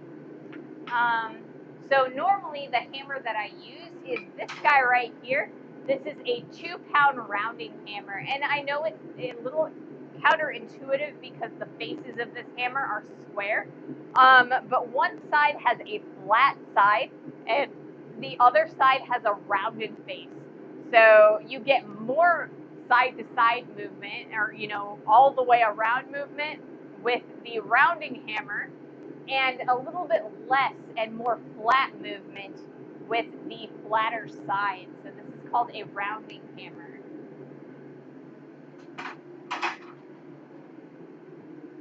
I've noticed most German sayings are quite literal in my experience. They totally are. I feel like German is one of those languages that's it's like, I feel like it's a little bit easier to learn because there's such a direct translation to it. So I mean, it would be a great language to learn, but unfortunately, when I went to school, the language I learned was Spanish, and I really don't remember much of it because I don't actually have to use it, because I live in the middle of the United States and most people speak English here. I really wish that I had kept up with it. It would be really nice to be able to speak multiple languages, but unfortunately, I don't. I only speak one. The grammar is interesting though. I'll bet. I'll bet. I feel like, is German the language that everyone always says you just add suffixes and prefixes to prefixes and suffixes? So it's like you have a base word and then you add like 2 or 3 prefixes or suffixes just to like make the word, because then they get really, really ridiculously long. I'm pretty sure that it's German. Yep, that's the one. Yeah. All right, I am going to do one more heat so that we can get those lines in that last set of pedals, and then we're going to take the entire lot of pedals and we're going to bring them over to the quench tank. We're going to quench them off to make them really, really cool, and we will put the stem back in the forge, so that way I can actually pick up the pedals and stick them on that tenon when we're ready to do that. Oh yeah, it helps when I change cameras. Der, die, das, dem, den, all the, depending on case and gender. Yeah, English conjugation is really unintuitive when it comes to other languages. We don't do a lot of actual literal conjugation, so it's hard for English speakers sometimes.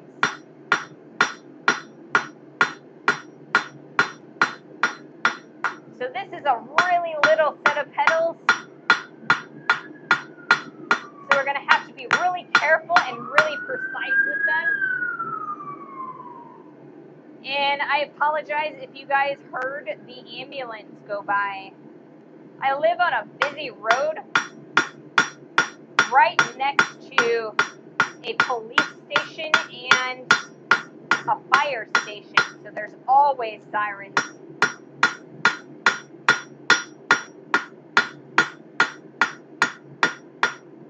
I've got the shop door open, so it's worse today than normal.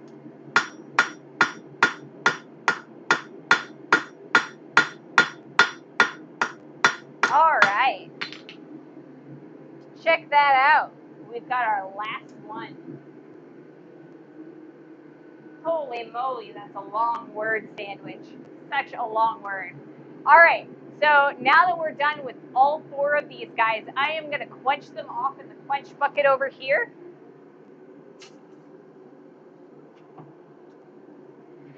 That way I can touch them.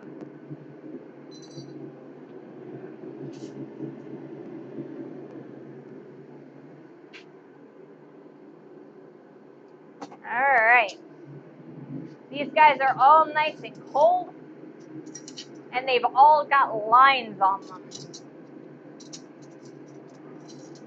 So I'm going to stack them upside down, and we're going to start with this guy right here, which is our, I don't know, I think it's a ninja star. We're going to put that right there. Or I guess we're going to put the little one on the surface first. And then the next one, the biggest one, and then the ninja star. That way we can put them on backwards so that the biggest one is on the bottom and the smallest one is on the top. And I'm going to change tongs. We are going to go back to these tongs.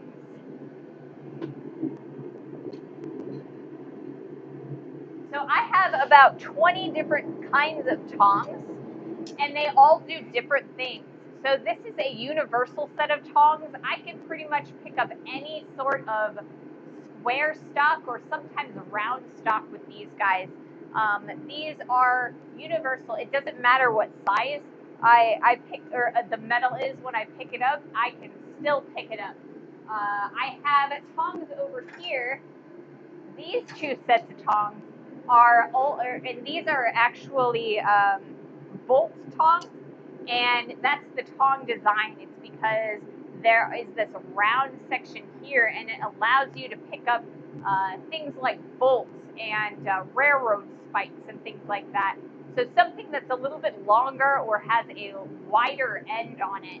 So these are perfect for that. These guys specifically are deliberately sized for specific size stock. This is for 5/8 inch stock, and this is for 1/4 inch size stock, and those are in inches. I apologize for not having the centimeter sizes on that.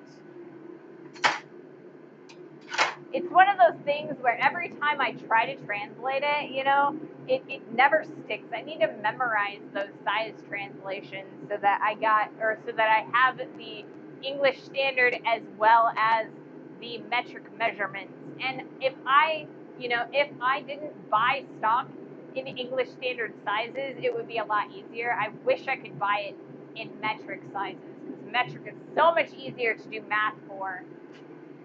Welcome in, Yankee. Welcome in. 2.54 centimeters per inch. All right. Quenching mild steel doesn't harden it. Okay, so quenching mild steel does kind of harden it a little bit, but mild steel just doesn't have enough carbon to actually harden, right? So even the hardest mild steel is really, really soft. And the only way to make it really, really hard is by case hardening it, and that is done with specific chemical powders. So you kind of heat it up, dip it in specific chemicals, and then reheat it and then quench it off, and that will harden the outside, but the center is still ridiculously soft, so it only lasts for so long. So yes, I would have issues if I were quenching tool steel that was, hardened by using oil, but there are actually tool steels that are hardened or that are quenched by both water and by oil. And then there are also tool steels that are air quenched. So this bar right here, it's a bar of A2, and I use it as a tool rest, but it is a high carbon steel that can be worked, and that is an air quenching tool steel. So if I were to quench it in even oil, it would crack and break. So after you're done heating up an air quenched steel, what you do is you just set it down and allow it to air cool, and that is what hardens it.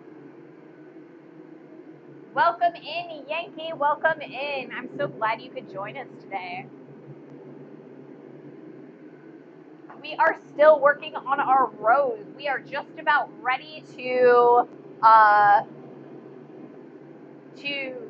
affix our rose petals onto the stem. So how this is going to work is I'm going to come over here to the post vise, and this is what that's called. It is a vise. It opens and closes just like a bench vise, but this guy has a leg that goes all the way into the floor and kind of supports the vise so that it doesn't rip out of the or what it's attached to, so I can hammer on it. So we're going to put it into the vise, and then we are going to stack up all of our petals on it, and we're going to rivet them in place. We'll see if it only takes, or I'm hoping that it only takes one heat, but it might take more than one heat. We'll see. We will see. Sometimes it takes me more than one heat to do rivets, and if that's the case, then I guess I'll have to put all of the petals in there, and, hopefully, fingers crossed, it only takes one heat. So I want to make sure that tenon is real nice and hot, because it's going to take us a little bit of time to get that nice stack going in there. So I'm going to put this over here, and I'm going to move this guy over here. And then one more thing, what I'm going to do is I'm going to move my camera from the anvil view over to the post vise view and aim it there, so that way you guys can kind of see what I'm actually doing closer up. So let's see if I can do that. So it's going to take me a couple minutes to do that. I have to unhook it because, and now I'm going to hook it back up again. But yeah, I want you guys to be able to see what I'm doing, because this is like one of the more important steps in this project. My fan is being stupid and kind of blocking me a little bit, so I apologize for how long this is taking. Alright. Let's move this way so I can get a closer view. Oh no. Oh, that's why. Awesome. Okay. There we go. I apologize for how long this is taking, guys. Okay. And one more thing real fast.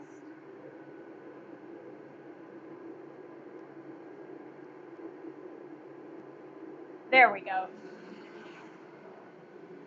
Goodness gracious. All right, I'm back. I'm so sorry for that. High flow chunks About ESQ. Thanks for streaming. Nice to meet you. Nice to meet you. Thank you so much for that follow. I greatly appreciate it. All right, so, and then we're gonna throw that over there, I think. So what I'm gonna do is I'm gonna bring the rows over here. We're going to put it in the vise, tighten it up, and then we're going to add all of the petals onto it. And then I'm going to take the hammer, this hammer, and we're going to hammer these petals and rivet them on. So that is the plan. We'll see how well it works. This might take me a couple attempts, and if so, I greatly apologize.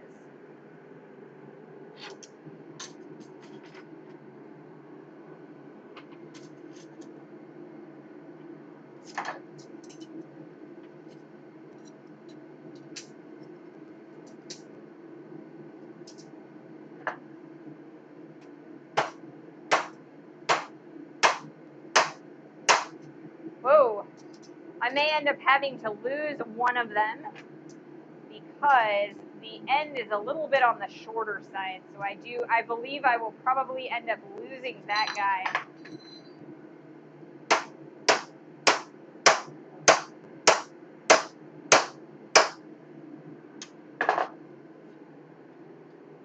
Oh, that's what's happening. I've screwed this up royally. So let's see if I can't fix that. What I've done is I've actually bent this over by accident. So let's put this whole thing back in the forge and we will see what I can do to fix that.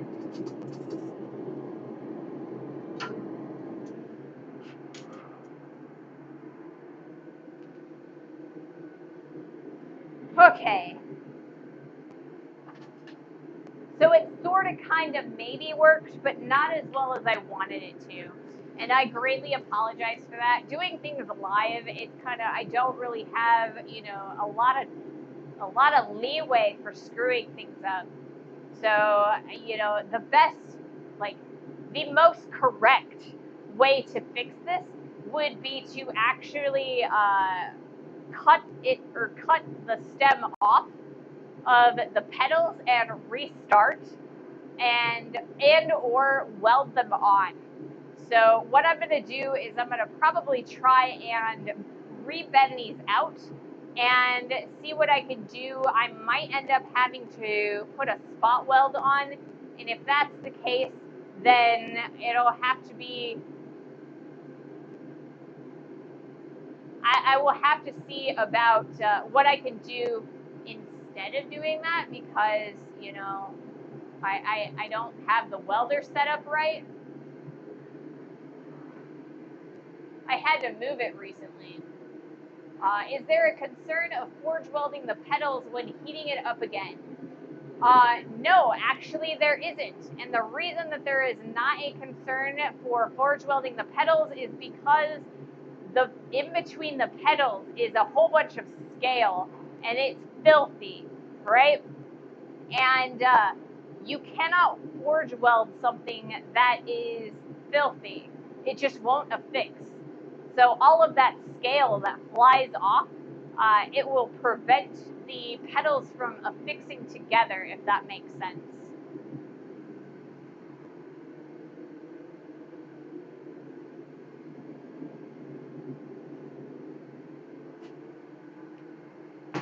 So we have about a half an hour left in the amount of time that I normally stream for. So I think we have just enough time to finish up this rose. Hopefully I won't have to weld it. If I do, then I will probably have to cap the cameras because I don't want to wreck the sensor for them, and it should only take a couple seconds to do that. So there is a chance that I will have to weld them on. We'll see what I can do to fix this. All right.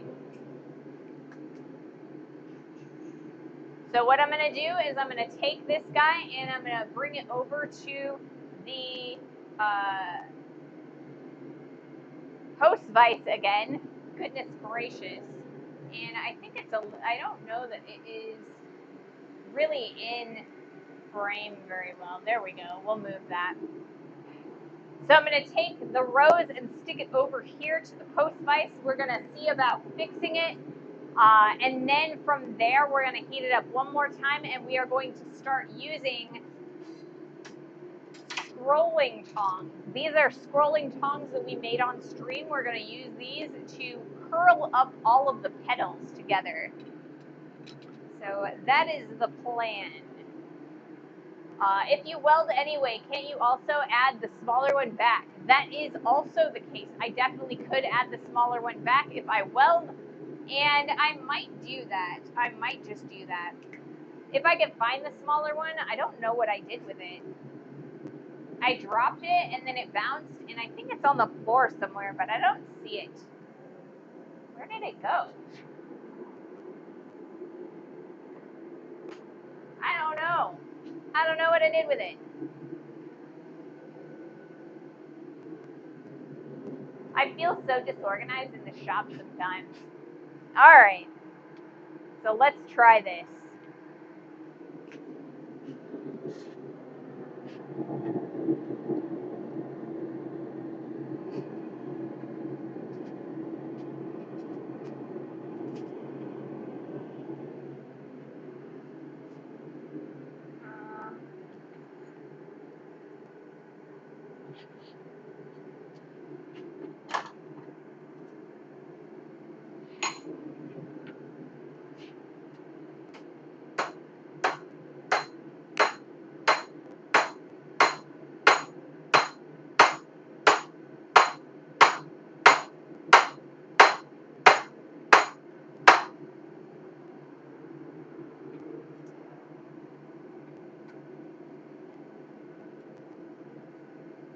All right, so it looks like they're not going to move off of the stem, so I think we're going to be all right without that weld.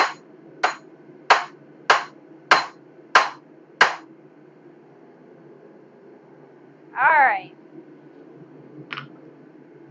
So the next thing that we're going to do is we are going to start bringing these guys up and bending them like so.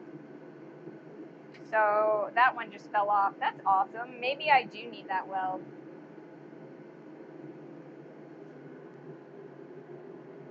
I can do it with 2 petals, but I think it would be better if I did it with more than that. All right.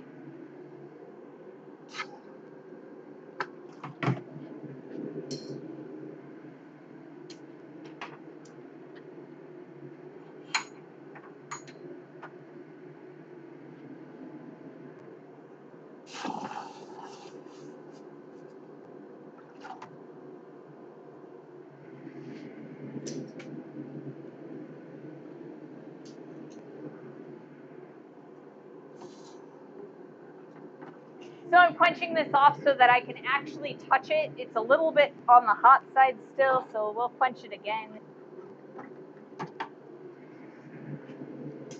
So I will need to weld this.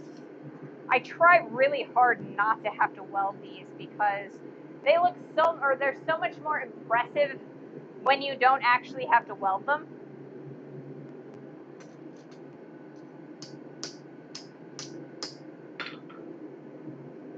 You know, I hope you guys forgive me. All right. Where the F did the small one go? So yeah, now I'm looking for the small one because I don't know. Maybe I can, okay. So if I put this here,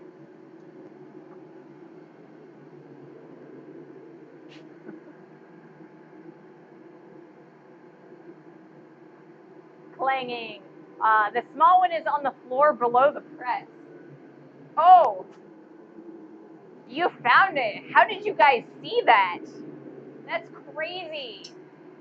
I'm so impressed.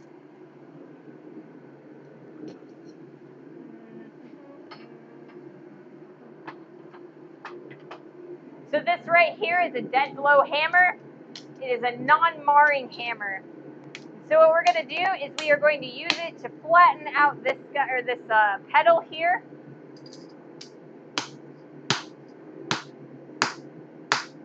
And the reason that we're doing that is so that I can fit the small one on.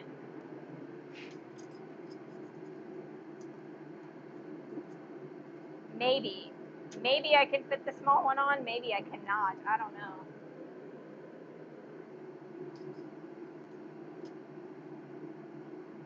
Those are on really good.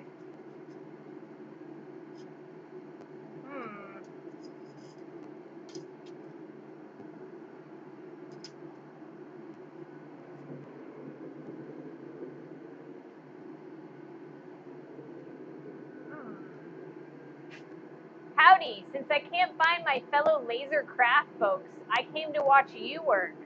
Well, welcome in. Welcome in. Daku Tatsu. Welcome in. Thank you so much for the follow. I greatly appreciate it. Welcome to the community. So we are working on a rose, and I've kind of screwed it up a little bit.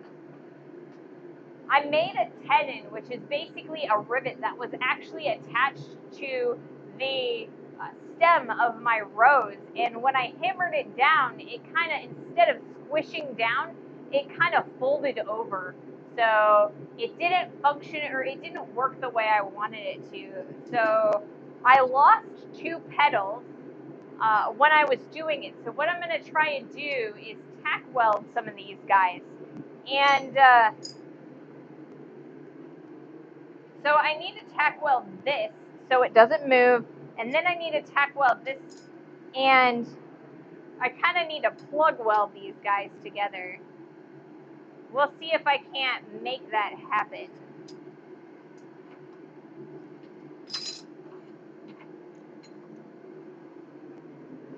It'd be nice if I could just unbend that, but I don't think I can. I mean, it's not bad looking overall with just the 2 petals, and I can't do it that way, but I think I want to put the rest of the petals on there. Okay. So, what I need to do is, this is my welding helmet, and my welder is over there.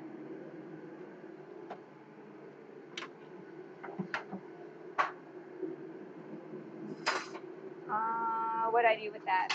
Raw.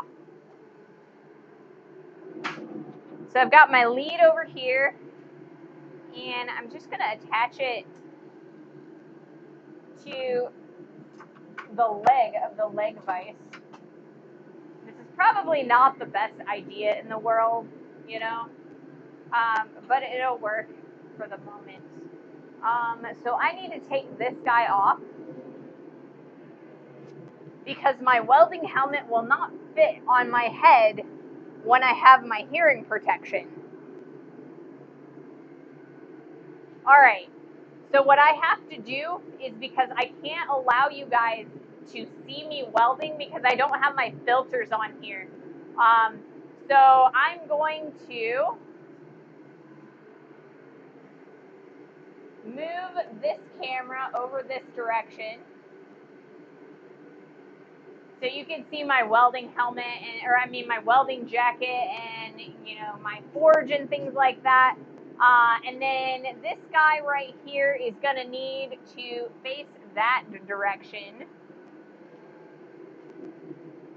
And I apologize that I can't let you guys see this. Like I said, the light from the welder is a little bit too bright. It will damage the sensors on my cameras, unfortunately. And I don't have my filter set up like I did last week. So I greatly apologize for that. This shouldn't take too terribly long.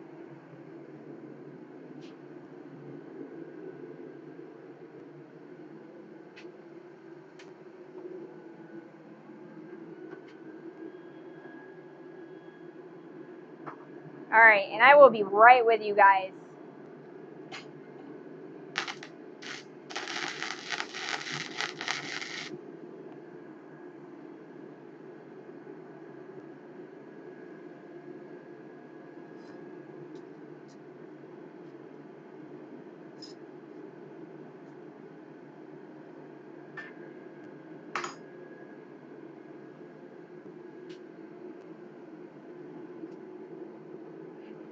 I screwed this up a little bit, so I think what I'm going to do is move that a little bit so this will sit in there a little bit easier.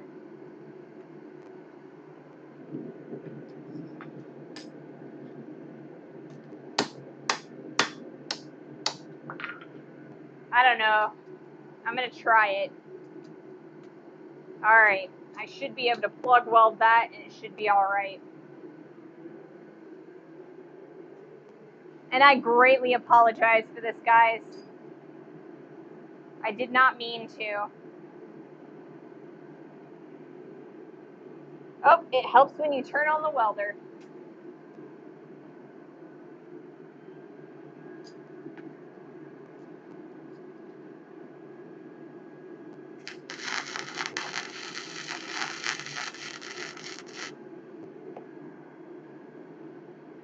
All right, so that one's nice and plug welded on.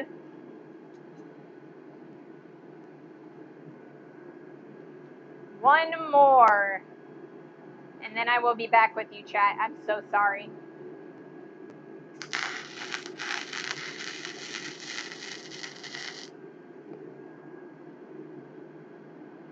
Okay.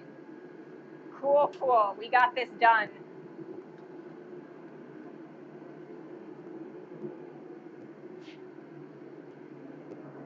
All right. So let's fit this up so you guys can see what I've just done. Ugh. And let me move the screen real fast. All right, there we go. And this way. Oh, wow. You probably get, yeah, that was very awesome. Right in my face. I'm gonna have to edit that later. Boy, do I not want to actually have to, like, you know, see my face when I'm editing. At least not that close. You could see nose hairs, man. Okay. So, now we're gonna reheat these guys. So, let me show you guys what I've done.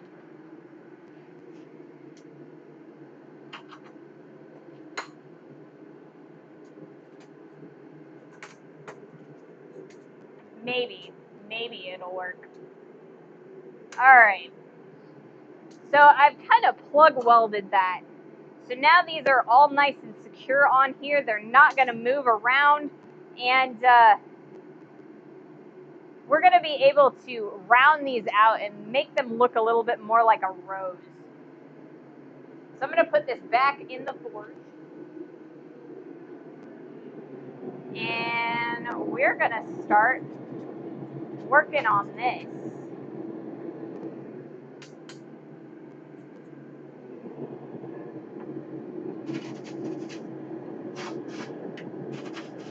Whew.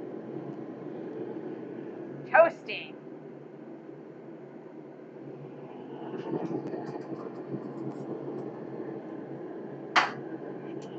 We'll put that just like that. Grab these guys here. These are scrolling tongs, so they are little cones, and it allow me to bend up the pedals and bend them into shape. So I am real quick going to move the camera back over here to the anvil, and that's where we're going to do the curling of these leaves. So let me do that real fast. I apologize for all of the movement and whatnot that's happening. I usually have everything relatively the way I need it to be prior to starting the stream, but sometimes I have to move things around a little bit so you guys can see better. Because what's the point of streaming if you guys can't see? But yeah, I greatly oh shoot. I seriously apologize for not being able to show you the welding.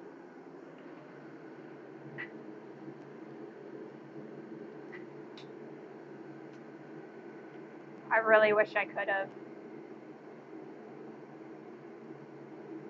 Alright. So we're going to set that to record. Because I accidentally unplugged my camera. I'm so sorry, guys. Alrighty. So it looks like the top set of pedals is hot enough, but some of the bottom ones are not. So we'll be able to do the top set of pedals, and we'll have to keep heating them up so that we can move them and work them and make it look like an actual rose. Right now we just have kind of this like little disc of flat rose petals, and I want to make it look like a real rose. So we're gonna kind of see what we can do about that. We will pretend that the stem is rivet held. No one saw the welding. Well, literally, no one saw the welding, guys. You know?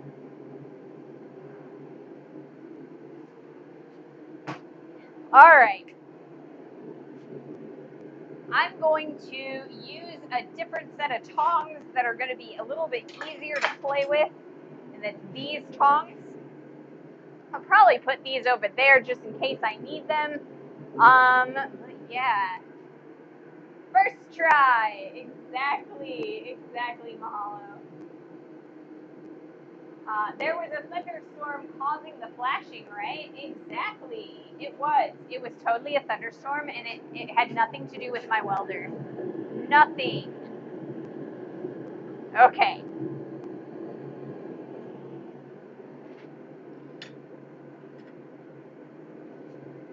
So we're going to bend these guys up.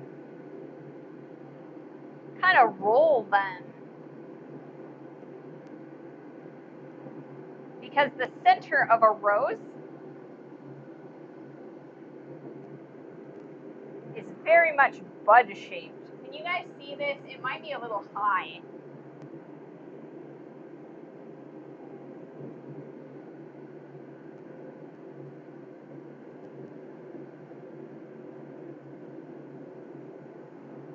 And I'm going to heat this up again because I am a little bit concerned that it's gonna break off of there. So we're gonna heat this up one more again.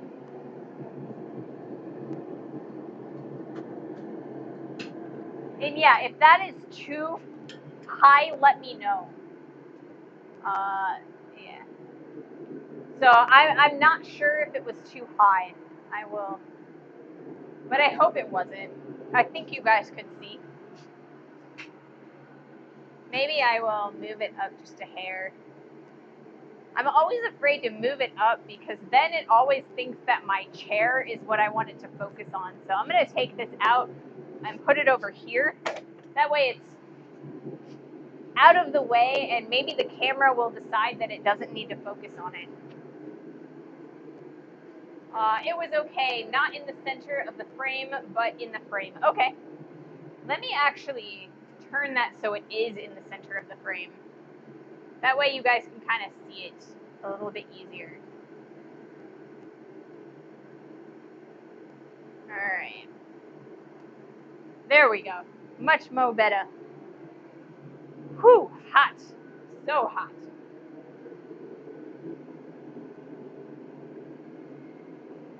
I'm running low on water, so give me I don't know, maybe 30 seconds. Give me 30 seconds.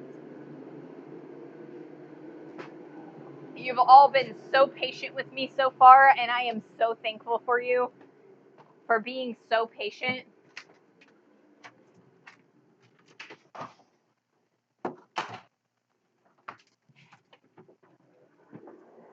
but I'm out of water and I am sweating like a pig. Gatorade. We're gonna replace some of those electrolytes and salts.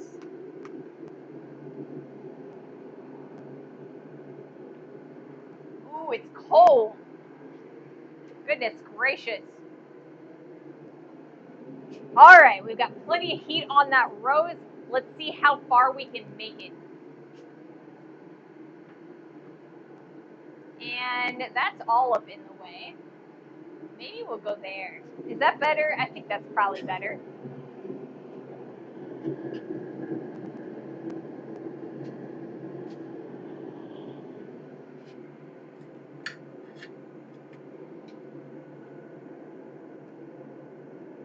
We're gonna roll this. Maybe.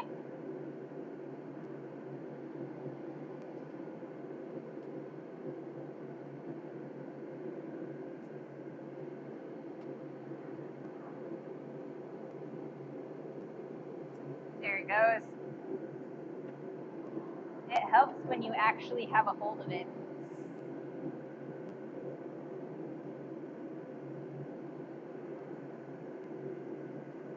It's kind of going to be a slow going process because I did actually have to weld that. And I have to be very conscious about that weld because that weld will actually break on me because of the extra heat and stress.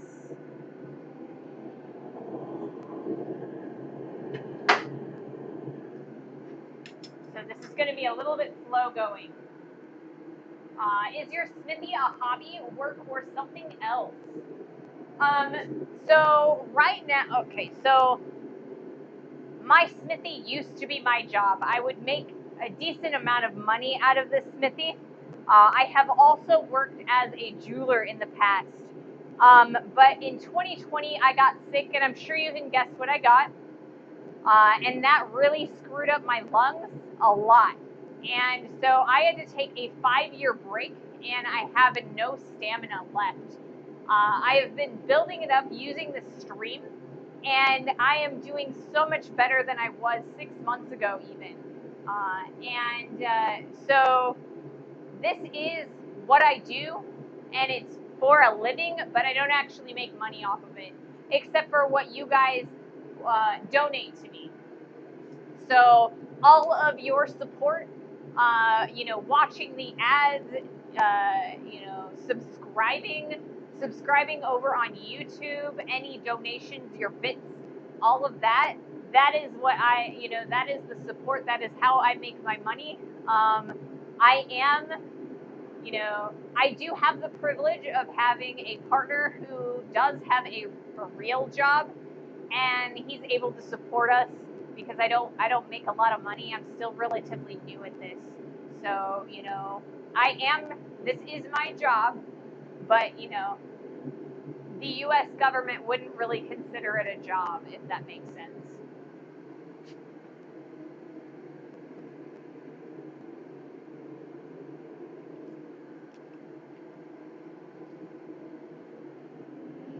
But yes, I really enjoy doing this. It used to be my job. I am technically a professional blacksmith. I have made money in the past. I'm just not currently making money at it. I'm not taking commission work. I could take commission work if I wanted to. I do have people that are chomping at the bit for me to take commissions from them again. However, I don't know how long it would take me to do the work. And without a set timeline or like a specific timeline, I feel like it's not fair to take commission work, if that makes sense. Because I mean, if I can't give you a date that something is going to be finished, I mean, what if it never gets finished? And I just I don't want to take someone's money and only or never finish their work. And I do have to take half up front of any commission work I do because that is how I cover my materials and my consumables. So yeah. one day I will get the stamina to be able, and I will be able to, estimate time frames for stuff, and I will take commissions again. But it'll take some time. So yeah.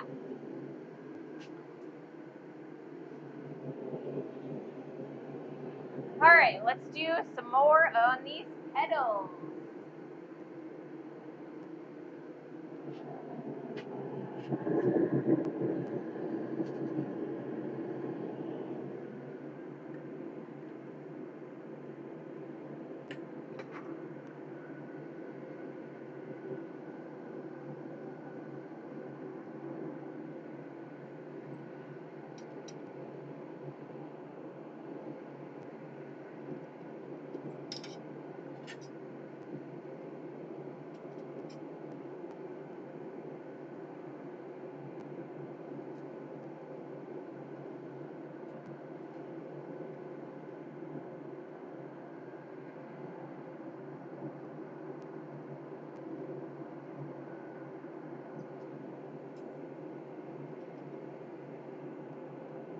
All right, more heat, more heat.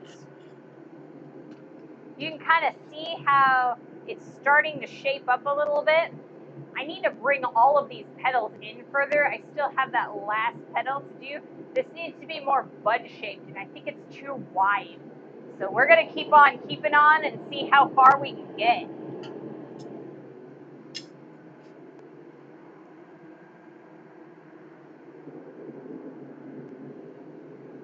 So yeah, that is my life. This is my life. And I do this.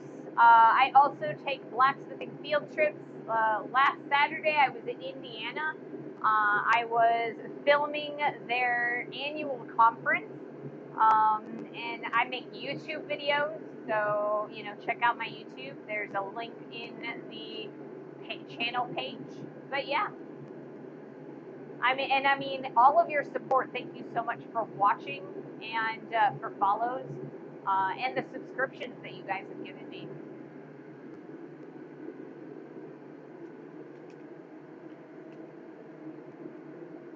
So I have about 30 minutes until my hard out. And hopefully, fingers crossed, I can get a good amount of this done.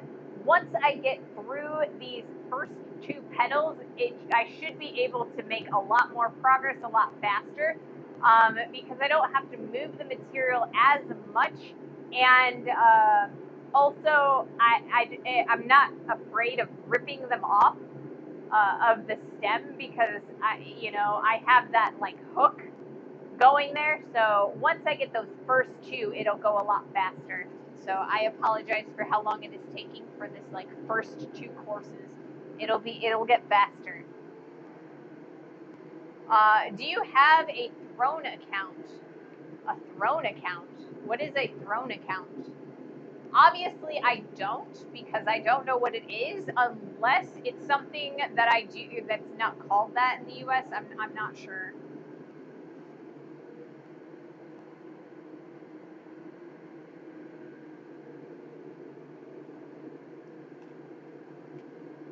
I have an Instagram account. I'm really not amazingly active on it, and I should be way more active, but I am not. Throne is a Wishlist donation site. Oh, Throne is a platform for donating stuff to creators. Interesting. No, I do not have a Throne account. I do have a KoFi account, and that is usually where I take my donations.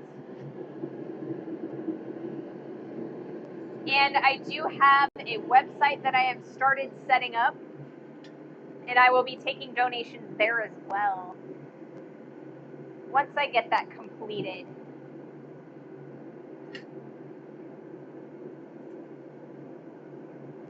Come on. Come on.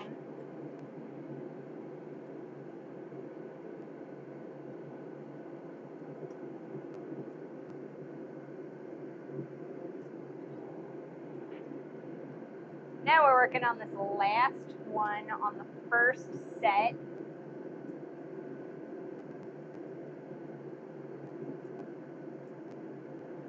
And I think I'm going going to need a little bit more heat there. And then we're going to crush those all together a little bit. Right now they're a little bit far apart. Ow!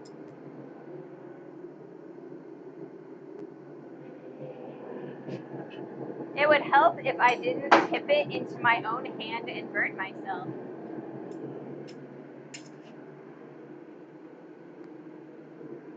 So yeah, burns and cuts and bruises are inevitable as a blacksmith. And I mean, you know, when you are aware and safety conscious, you can prevent a lot of that from happening, but it is impossible to prevent all of it from happening. So I barely tapped my knuckle right here with the stem of this rose, and it didn't even like actually create a burn. It's just I felt it, and you know, honestly, I don't really have much feeling in the tips of my fingers. I've burned them so often because I've been blacksmithing for like 15 years actively. Well, 10 years, and then I guess maybe another year. So 11 years actively. So you know, risks of being a blacksmith. So if you're interested in blacksmithing, find someone to teach you. Don't start on your own.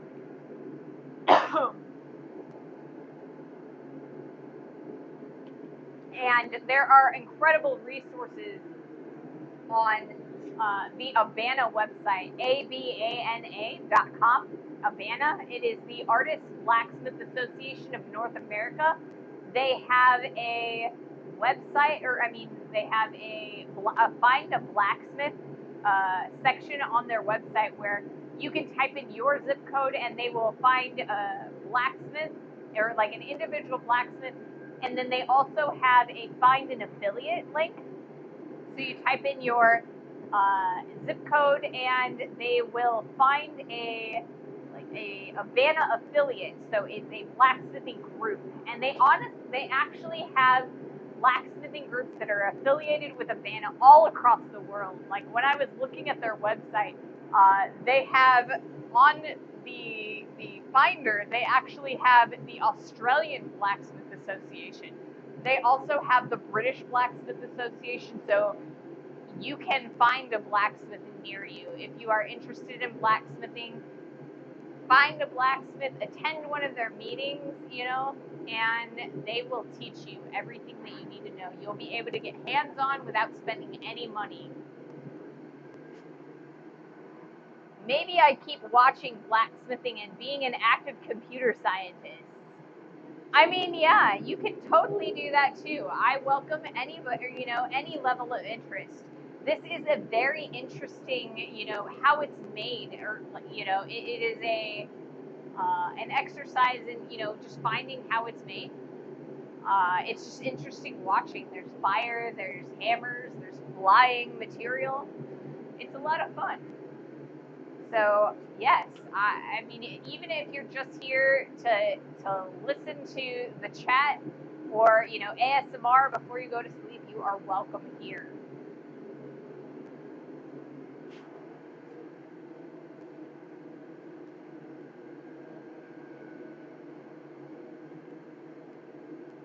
Goodness gracious, so warm. All right, let's do another heat on these petals.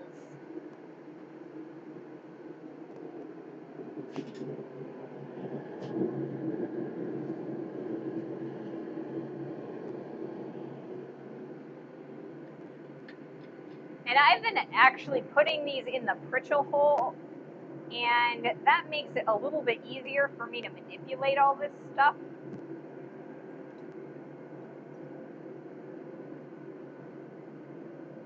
There we go.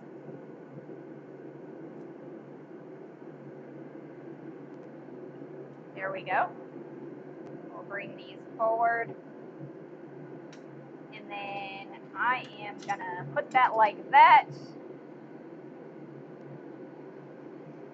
Kind of use this guy to close all of these in a little bit.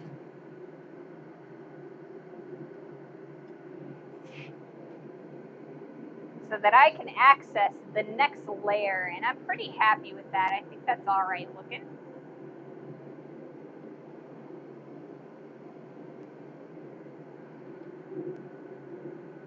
So we're gonna get some more heat.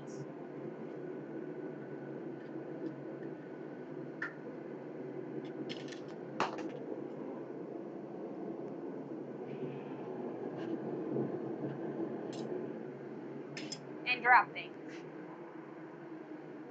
Alrighty. And part of that was through an ad. I'm so sorry, guys.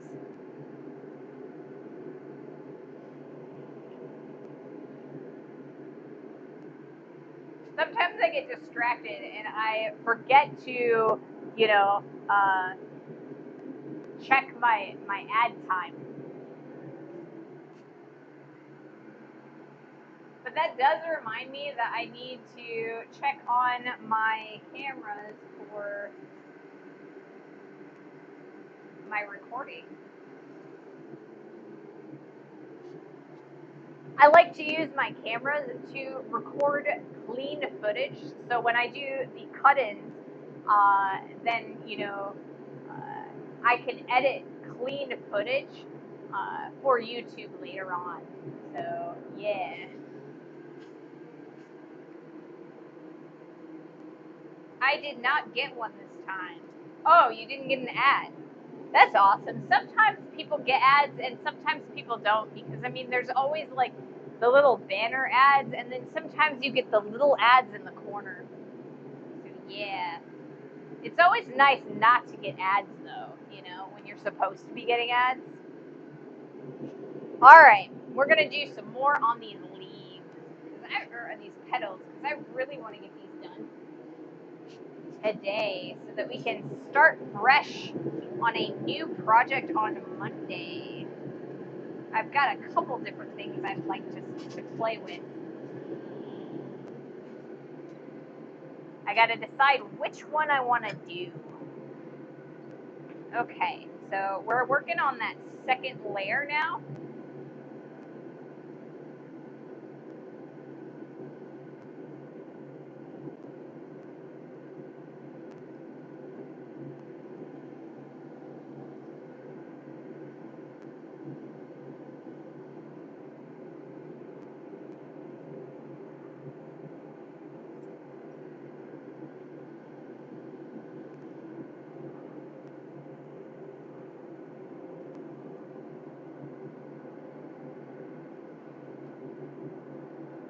All right, now I'm gonna get some more heat.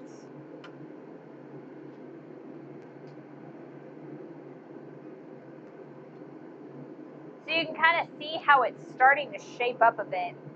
So as we keep going out more and more, it's gonna start looking like a flower opening up.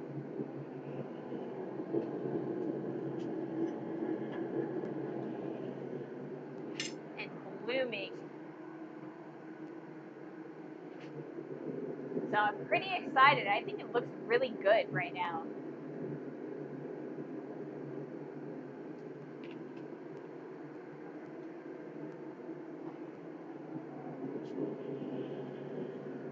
So once we get all of the petals taken care of, then we'll take that bottom ninja star and we'll kind of roll it out so that it looks like an open bud. So I want all of those petals to just like open up and be broader and more attractive looking as we go. Once this is all done, I will quench the whole thing and we'll show it to you. I would like to actually put it up on the project wall, so so it'll look nice up there. I think we need more projects for our project wall.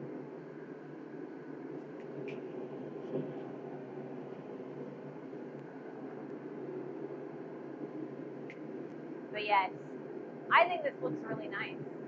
I'm looking forward to finishing it, putting it up on the project wall, and starting something new on Monday. Like I said, there's a couple things that I'm interested in doing. I might actually play with my new piece of steel, the piece of low carbon hardening steel. It is called Atlantic, and there's a sequence of numbers behind it, and I can't remember what they are specifically. But it's like this. It is submarine steel, so they made it specifically to for blacksmiths and people to use in a submarine, so they can pick it up in the dark and know that it is a hardenable steel, and it is a water quenching steel, which is always amazing. I love water quenching steel because I don't have to worry about having a bath of oil around the shop, because it's always a giant disaster. It's messy, and when you're quenching in it, sometimes it shoots fire everywhere, which is really cool for you guys to watch, but it is less cool for me to lose hair on my arms. All right, let's do another course.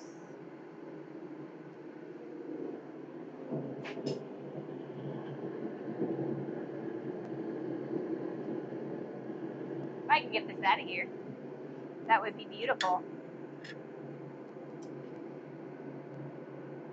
We're going to curl this over.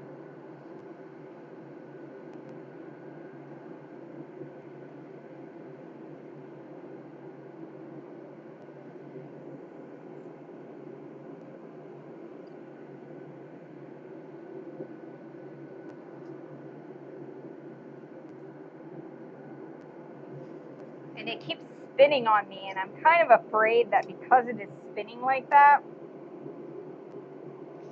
that weld will break. So that's why I'm really, really concerned with it right now. And also, the sheet is really, really thin, and because it is so thin, there is always a chance that I will rip a petal right off of here. So this is what I've got so far. I think it's looking like a rose.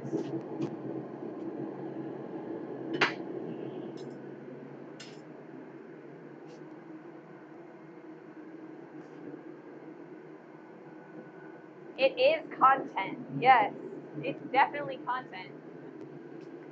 All right, where did I put that? Okay. So I'm getting a lot of scale on my anvil, and so I'm going to wipe that off so that it doesn't fly up and hit me in the hand or in the safety glasses or anything like that. It is a little bit, it's a little bit annoying to, get a piece of scale flying up on your face or on your forehead and get a burn on there, or the back of your hand. I cannot tell you how many times I've burned myself with scale flying everywhere.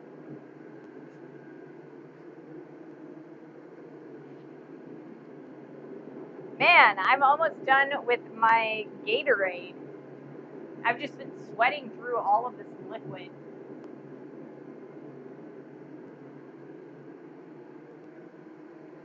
Battle Scars. Welcome in, Sodium. 90 megagrams of sodium. That's a lot of sodium. But welcome to the stream. Thank you for joining us today. I hope you're having fun. I am. All right, let's do another heat.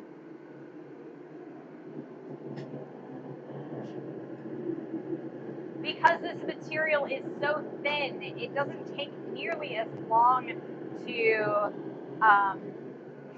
heat up as the round stock that I normally use does. So I think it's a lot nicer.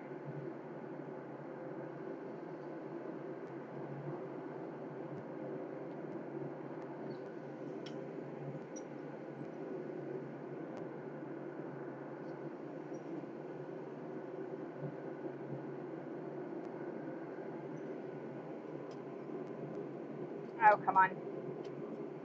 One day.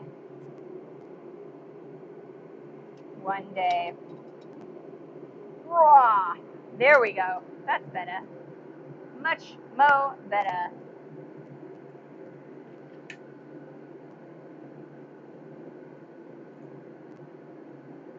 All right, now I'm going to get more heat. So that's what we got so far. Like I said, once we get these first 2 courses completed, all of the rest of these are going to go a lot quicker because I'm not going to have to worry nearly as much of the weld or like the tack welds that I put in there, because there is that hook there where the tenon is grabbing a hold of those pedals, so I can wrench those around a lot easier.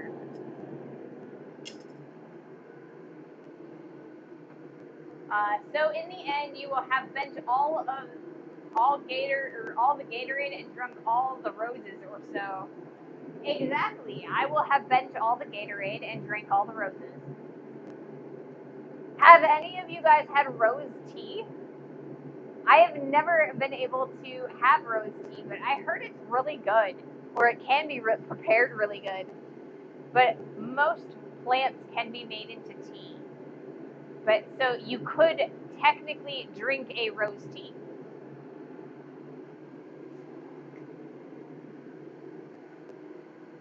Walrus operator, heyo, found you from browsing. I have those same Milwaukee glasses. Well, welcome to the stream. Yeah, I just kind of bought these guys at the Home Depot because like my last set, the little rubber end like ripped off of them eventually after, using them for many years. And so I was just looking for something quick and easy. One of these days I'll have a custom set made for me, and but in the meantime, these Milwaukee ones are fine. I used to wear DeWalt ones, but like DeWalt has been so like they've been leaving all of the box stores here in the U.S. So I just don't have access to the DeWalt ones anymore. So Milwaukee will have to do. How long do the propane tanks last? So these guys are barbecue pigs. They're like, the 5-gallon 40-pounders. And I can get about 3 streams out of them.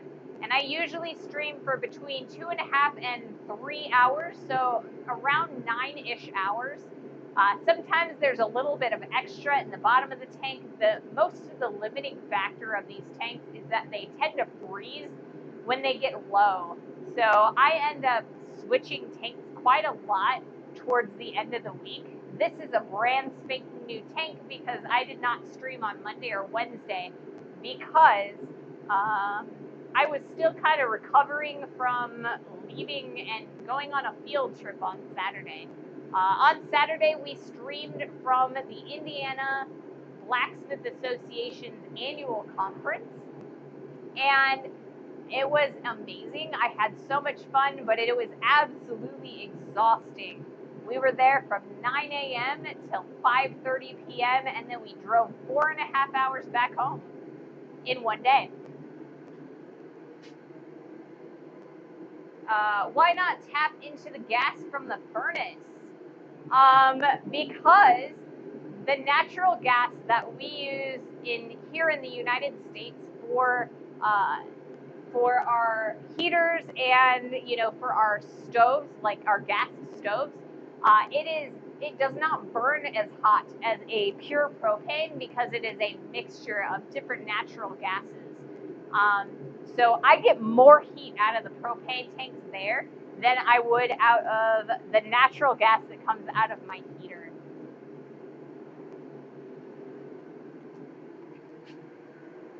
The makerspace I work at has a blacksmith area that I want to take advantage of. I'm primarily woodworking, metalworking, welding knives, etc., and furniture in general. I also love furniture and making furniture. I've done many, many pieces. Can you make the home or mix the home gas with some external gas? In theory, yes. Would it be a good idea? No, because I do not have, or like I would not be able to consistently mix the gas, and so it could cause many, many issues. So do not do that.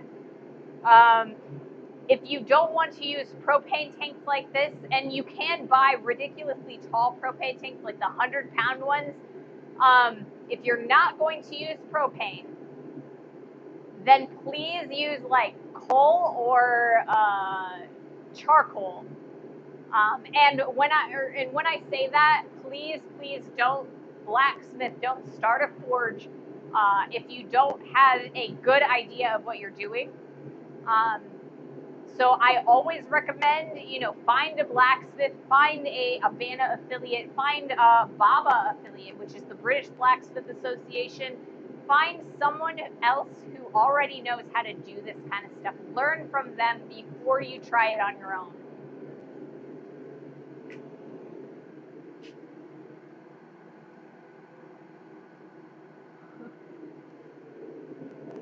Greta is fuming right now. Well, all right, I'm gonna do another heat. We're gonna move some of these petals.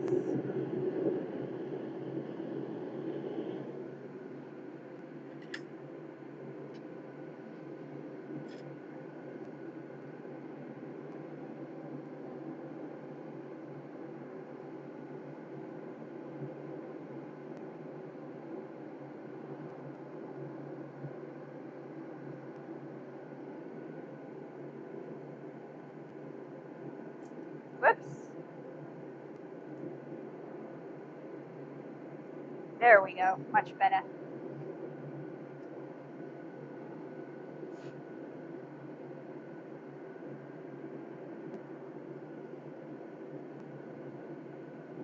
All right, so I need to heat this back up so I can get this last petal back here and curl that up.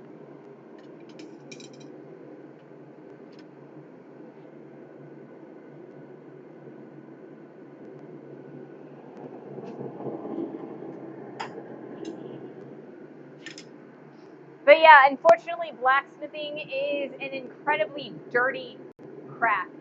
Um, and, so propane burns a lot cleaner than coal does.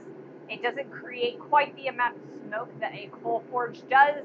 And that's part of the reason why I personally use it, why I choose it. The other reason is that there is never a point where a propane forge is going to melt my steel. If I was using a coal forge and talking to you guys, and I frequently lose track of what I'm talking about and how long it's been since I've done my last heat. If I were to do that while using a coal forge, I would melt and or burn my piece, and all of that work would be lost. Blacksmith next to an active volcano is the best. Um,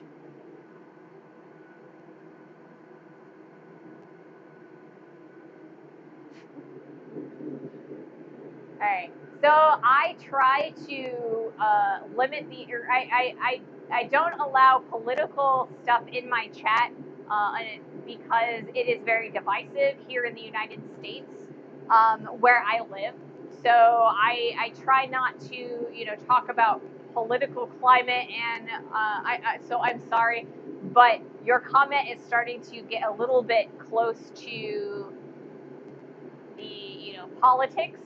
So I'm going to pivot, and so yeah, we're going to talk a little bit about you know uh, why I have to be so careful about how thin the petals for these roses are. So because they are so thin, when they start to get cold, they have a tendency to crack. And so I have to be really careful that I don't break a petal off of the piece or the stem or crack it down the center. It would be a very easy thing if I allowed it to get cold enough and I just manhandled it that I could crack it. So that is why I'm being a little bit conservative about how long I keep this guy outside of the forge. The other thing is that the petals are starting to kind of rotate a little bit. And the problem with that is that I tack welded the last two on there, or the last two on there. And so because that weld bead is getting really, really hot, it's a lot softer. And so I risk pulling off both sets of petals. So I have to be really, really careful.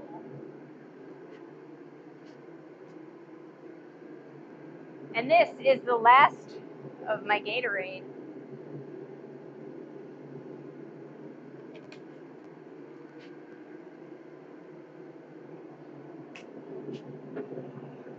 So we are almost at 3 hours, which is unfortunately my hard out. So I'm gonna do one more heat to kind of get that last set of petals in that center, and then we're gonna try and finish this in the beginning of Monday's stream. So on Monday we're going to do the last 2 tiers of the petals. Hopefully that only takes about an hour, and once that is done, we will start working on our next project. I haven't decided what that project is yet, but it will be, a new project. So if you guys have anybody that you want to raid off to, let me know. I take suggestions. If not, I will find somebody, and you never know who we'll find. I have I like other fellow blacksmiths, knife makers, glass blowers. I have rated off to potters, woodworkers. I tend to like people who are working with their hands, like craftspeople. But I mean, there are some amazing textile artists out there as well. So if you guys have any suggestions, let me know. Otherwise, I will look to see who's on.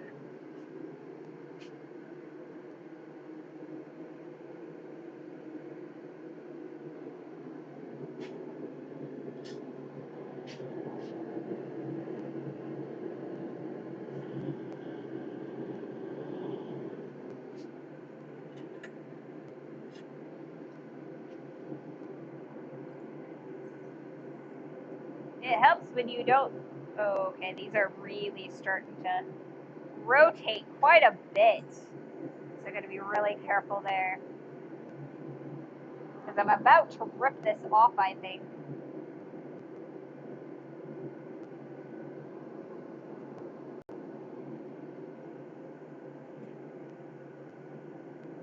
Yep. Alright, so I think I'm going to leave this here. And I will work on this a little bit over the weekend to make sure that this guy doesn't fall apart on us on Monday. And so, yeah, that's where we are right now. And we will continue on Monday. So thank you all so much for joining me today. Thank you all. And thank you so much to Bulky Beards for rating us. I hope you guys have had a great time. I know I have. So thank you guys so much. Have a lovely rest of your weekend. Let's see. Hopefully that, nope, that's the wrong one.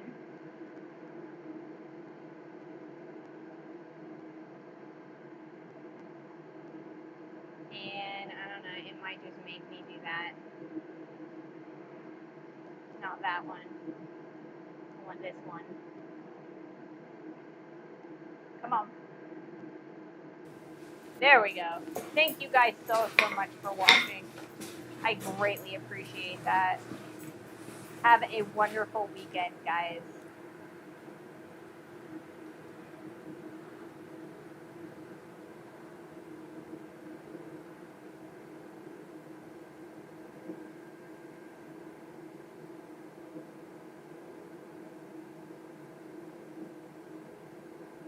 It looks like Pyriferous is streaming. Let's go visit Pyriferous.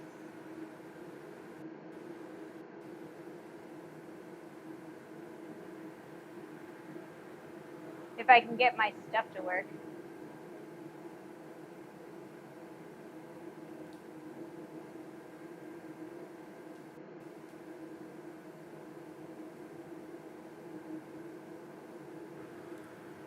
We are incredibly laggy today. I feel like we always are.